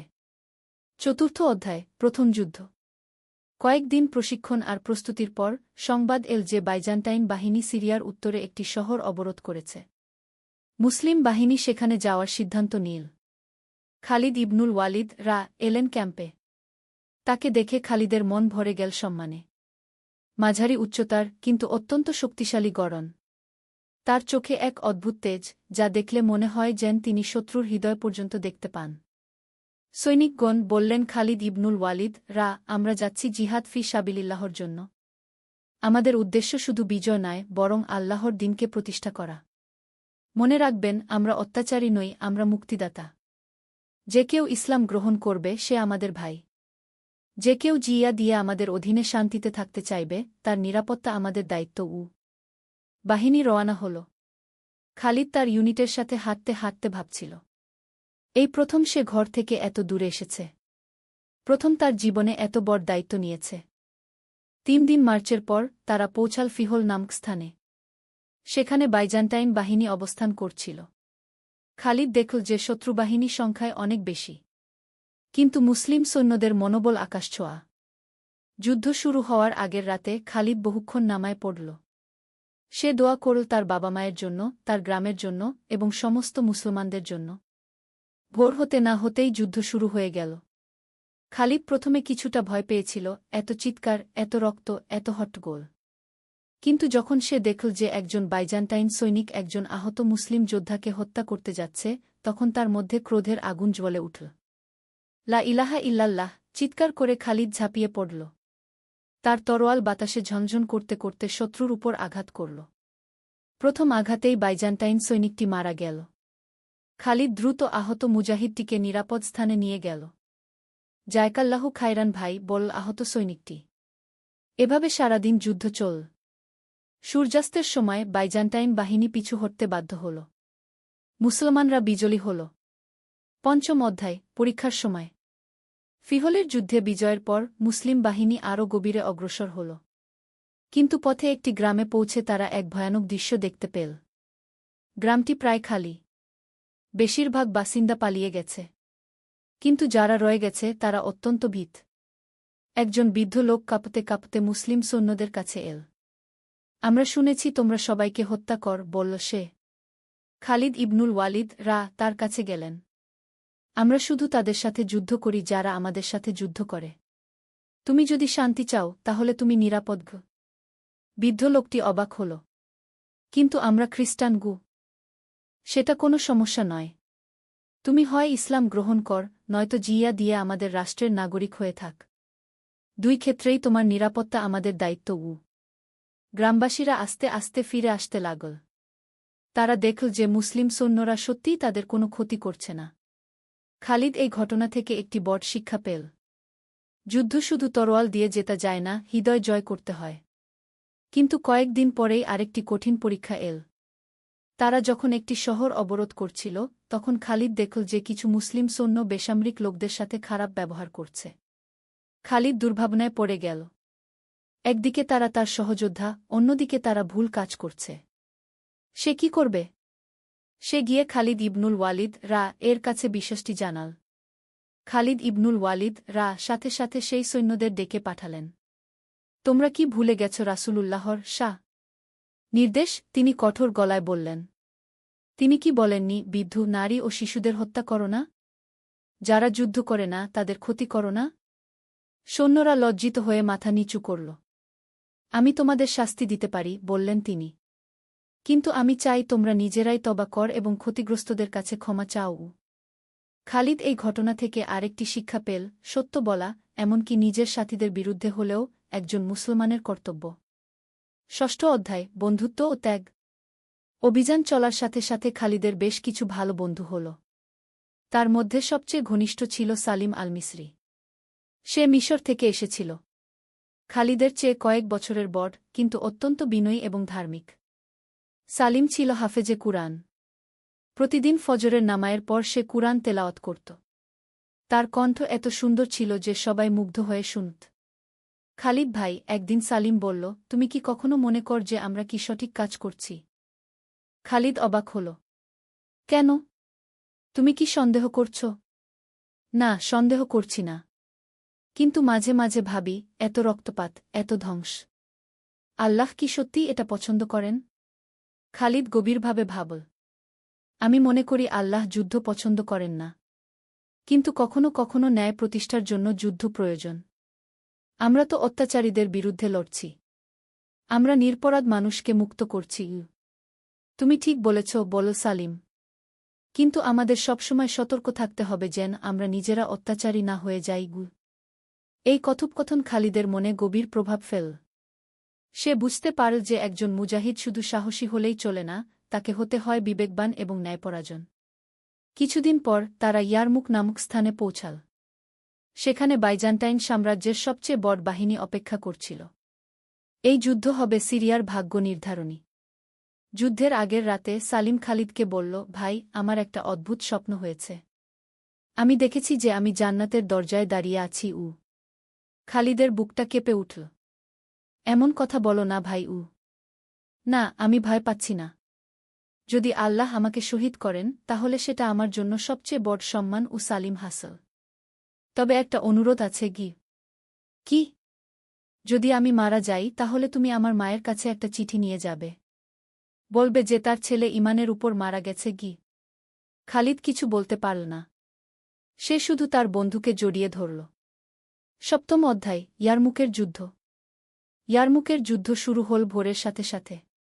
এটা ছিল এমন এক যুদ্ধ যা ইতিহাসে স্থান পেয়েছে। একদিকে বাইজান্টাইন সাম্রাজ্যের বিশাল বাহিনী, অন্যদিকে মুসলমানদের ছোট কিন্তু দৃঢ়প্রতিজ্ঞ সেনাদল। খালিদ ইবনুল ওয়ালিদ যুদ্ধ শুরুর আগে সৈন্যদের উদ্দেশ্যে ভাষণ দিলেন। হে মুজাহিদগণ! আজ আল্লাহ আমাদের পরীক্ষা করবেন। আমরা কি সত্যিকারের মুমিন নাকি শুধু মুখে দাবিদার, সেটা আজ প্রমাণিত হবে। মনে রাখবেন, আমরা লড়ছি আল্লাহর জন্য, দুনিয়ার জন্য নয়। জয় হোক বা মৃত্যু, আল্লাহর কাছে আমাদের প্রতিদান নিশ্চিত। আল্লাহু আকবর, চিৎকার করে উঠল হাজারো কণ্ঠ। যুদ্ধ শুরু হতেই খালিদ দেখল যে এটা তার আগের যুদ্ধগুলির চেয়ে অনেক কঠিন। শত্রুবাহিনী ভারী অস্ত্রশস্ত্রে সজ্জিত এবং সুসংগঠিত। প্রথম কয়েক ঘণ্টায় মুসলিম বাহিনী প্রচণ্ড চাপে পড়ে গেল। অনেক সৈন্য আহত হল। কিছুক্ষণের জন্য মনে হল যে তারা হয়তো পরাজিত হবে। ঠিক এই মুহূর্তে খালিদ দেখল যে সালিম একা একটা পুরো স্কোয়াড্রনের সাথে লড়ছে। তার শরীরে ইতিমধ্যে বেশ কয়েকটি ক্ষত, কিন্তু সে লড়ে যাচ্ছে। লা ইলাহা ইল্লাল্লাহু মুহাম্মাদুর রাসূলুল্লাহ চিৎকার করতে করতে সালিম শত্রুদের উপর ঝাঁপিয়ে পড়ল। খালিদ দৌড়ে গেল তার বন্ধুকে সাহায্য করতে। কিন্তু সে পৌঁছানোর আগেই একটি বর্ষা সালিমের বুকে বিদ্ধ হল। সালিম চিৎকার করে খালিদ তার বন্ধুর কাছে পৌঁছাল। সালিম মাটিতে পড়ে গেছে, কিন্তু তার ঠোঁটে হাসি। খালিদ ভাই কষ্ট করে বলল সে। আমার স্বপ্ন সত্যি হল কথা বলো না। আমি তোমাকে নিরাপদ জায়গায় নিয়ে যাচ্ছি না, আমার সময় এসে গেছে সালিমের চোখ ঝলমল করছে। শোন, আমার মায়ের কাছে বলো আমি জান্নাতে তার জন্য দোয়া করব এই বলে সালিম তার শেষ নিঃশ্বাস ত্যাগ করল। তার মুখে এক অদ্ভুত প্রশান্তি। খালিদের চোখে পানি এসে গেল। কিন্তু যুদ্ধক্ষেত্রে কান্নার সময় নেই। সে তার বন্ধুর চোখ বন্ধ করে দিল এবং তার জন্য একটি ছোট দোয়া পড়ল। এরপর সে উঠে দাঁড়াল। তার হৃদয়ে এখন প্রচণ্ড ক্রোধ, কিন্তু সেই ক্রোধ ন্যায়ের পক্ষে। আল্লাহু আকবর চিৎকার করে সে শত্রুদের উপর ঝাঁপিয়ে পড়ল। অষ্টম অধ্যায়, বিজয় ও শিক্ষা। খালিদের সাহস দেখে অন্যান্য মুজাহিদরাও অনুপ্রাণিত হল। খালিদ ইবনুল ওয়ালিদ এই সুযোগে একটি চমৎকার কৌশল প্রয়োগ করলেন। তিনি একটি অংশের সৈন্যদের নিয়ে শত্রুদের পেছন দিক থেকে আক্রমণ করলেন। এই অভূতপূর্ব কৌশলের ফলে বাইজান্টাইন বাহিনী বিভ্রান্ত হয়ে পড়ল। তারা বুঝতে পারল না যে কোনো দিকে মনোযোগ দেবে। সূর্যাস্তের আগেই যুদ্ধের ফলাফল স্পষ্ট হয়ে গেল। বাইজান্টাইন বাহিনী পরাজিত হয়েছে। মুসলমানরা জিতেছে। কিন্তু এই বিজয়ে খালিদের তেমন আনন্দ হল না। তার মন পড়ে আছে তার বন্ধু সালিমের কাছে। যুদ্ধ শেষ হওয়ার পর খালিদ গেল সালিমের লাশের কাছে। সে দেখল যে তার বন্ধুর মুখে এখনও সেই প্রশান্ত হাসি। তুমি ঠিকই বলেছিলে ভাই, ফিসফিস করে বল খালিদ। তুমি জান্নাতে পৌঁছে গেছ। খালিদ ইবনুল ওয়ালিদ তার কাছে এলেন। খালিদ, তুমি আজ অসাধারণ সাহসিকতা দেখিয়েছ, বললেন তিনি। কিন্তু আমি দেখেছি যে তুমি দুঃখিত। এটাই স্বাভাবিক। একজন মুজাহিদের হৃদয়ে দয়া থাকা উচিতকে। হুজুর, সালিম ছিল আমার সবচেয়ে ভালো বন্ধু আমি জানি। কিন্তু মনে রাখো, সে শহীদ হয়েছে। এর চেয়ে বড় সম্মান আর কি হতে পারে? তার জন্য দুঃখ নয়, বরং আল্লাহর শুকরিয়া করোক। খালিদ বুঝতে পারল যে তিনি ঠিক বলেছেন। শহীদদের জন্য কান্নাকাটি করা ঠিক নয়, বরং তাদের জন্য দোয়া করা উচিত। নবম অধ্যায়, ঘরে ফেরা। ইয়ারমুকের যুদ্ধের পর সিরিয়ায় মুসলমানদের অবস্থান পাকাপোক্ত হয়ে গেল। আরও কয়েক মাস বিভিন্ন ছোট ছোট যুদ্ধ হল, কিন্তু সেগুলি তেমন বড় ছিল না। খালিদ এই সময়ে অনেক কিছু শিখল। সে শিখল যে যুদ্ধ শুধু তরোয়াল চালানো নয়, বরং কৌশল, ধৈর্য এবং ন্যায়বিচার। সে শিখল যে একজন সত্যিকারের মুজাহিদ শুধু নিজের জান দিতে প্রস্তুত থাকে না, বরং অন্যদের জান বাঁচানোর জন্যও চেষ্টা করে। একদিন আবু উবাইদাহ ইবনুল জাররাহ খালিদকে ডেকে বললেন, খালিদ, তোমার পরিবার তোমার জন্য অপেক্ষা করছে। তুমি চাইলে এবার ঘরে ফিরে যেতে পারগু। খালিদের মন খুশিতে ভরে গেল। কতদিন পর সে তার বাবা মায়ের কাছে ফিরে যাবে। কিন্তু তার মনে একটা দ্বিধা ছিল। হুজুর, আমি যদি এখন চলে যাই তাহলে কি আমার কর্তব্য পালন সম্পূর্ণ হবে? আবু উবাইদাহ হাসলেন। খালিদ, জিহাদ শুধু যুদ্ধক্ষেত্রে নয়। তুমি যদি ঘরে গিয়ে তোমার বাবা মায়ের সেবা কর, সৎ জীবিকা অর্জন কর এবং ইসলামের শিক্ষা অনুযায়ী জীবন যাপন কর, তাহলে সেটাও জিহাদ। খালিদ বুঝতে পারল যে তিনি ঠিক বলেছেন। জিহাদের অর্থ শুধু যুদ্ধ নয়, বরং জীবনের প্রতিটি ক্ষেত্রে আল্লাহর পথে চেষ্টা করা। বিদায়ের সময় অনেক সহযোদ্ধা তাকে বিদায় জানাল। খালিদ প্রত্যেকের কাছ থেকে দোয়া নিল। খালিদ ইবনুল ওয়ালিদ তাকে একটি বিশেষ উপহার দিলেন, একটি আংটি যাতে লেখা ছিল ও আল্লাহর উপর ভরসা এই আংটি তোমাকে সবসময় মনে করিয়ে দেবে যে আল্লাহই আমাদের একমাত্র অভিভাবক, বললেন তিনি। 10ম অধ্যায়, মায়ের কোল। ঘরে ফেরার পথ দীর্ঘ ছিল, কিন্তু খালিদের মন ছিল আনন্দে ভরা। সে সালিমের মায়ের বাড়িতেও গেল। সেই বয়স্ক মহিলা যখন শুনলেন যে তার ছেলে শহীদ হয়েছে, তখন তিনি কেঁদে ফেললেন। কিন্তু খালিদ যখন তাকে সালিমের শেষ কথাগুলি বলল, তখন তার চোখে গর্বের আভা ফুটে উঠল। আল্লাহ আমার ছেলেকে কবুল করেছেন, বললেন তিনি। আমার আর কি চাওয়ার আছে? অবশেষে খালিদ পৌঁছাল তার নিজের গ্রামে। গ্রামের লোকজন তাকে দেখে খুশিতে চিৎকার করে উঠল। খালিদ ফিরে এসেছে! আমাদের মুজাহিদ ফিরে এসেছে! কিন্তু খালিদ সোজা চলে গেল তার ঘরে। দরজার সামনে দাঁড়িয়ে সে দেখল তার বাবা মা বাইরে এসেছেন। আব্বা, আম্মা! খালিদ দৌড়ে গিয়ে তাদের পা ছুঁয়ে সালাম করল। উম্মে খালিদা তার ছেলেকে জড়িয়ে ধরে কাঁদতে লাগলেন।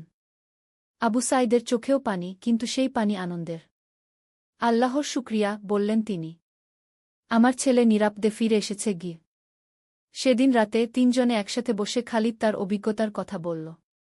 সে বলল যুদ্ধের কথা, বিজয়ের কথা, কিন্তু সবচেয়ে বেশি বলল তার বন্ধু সালিমের কথা।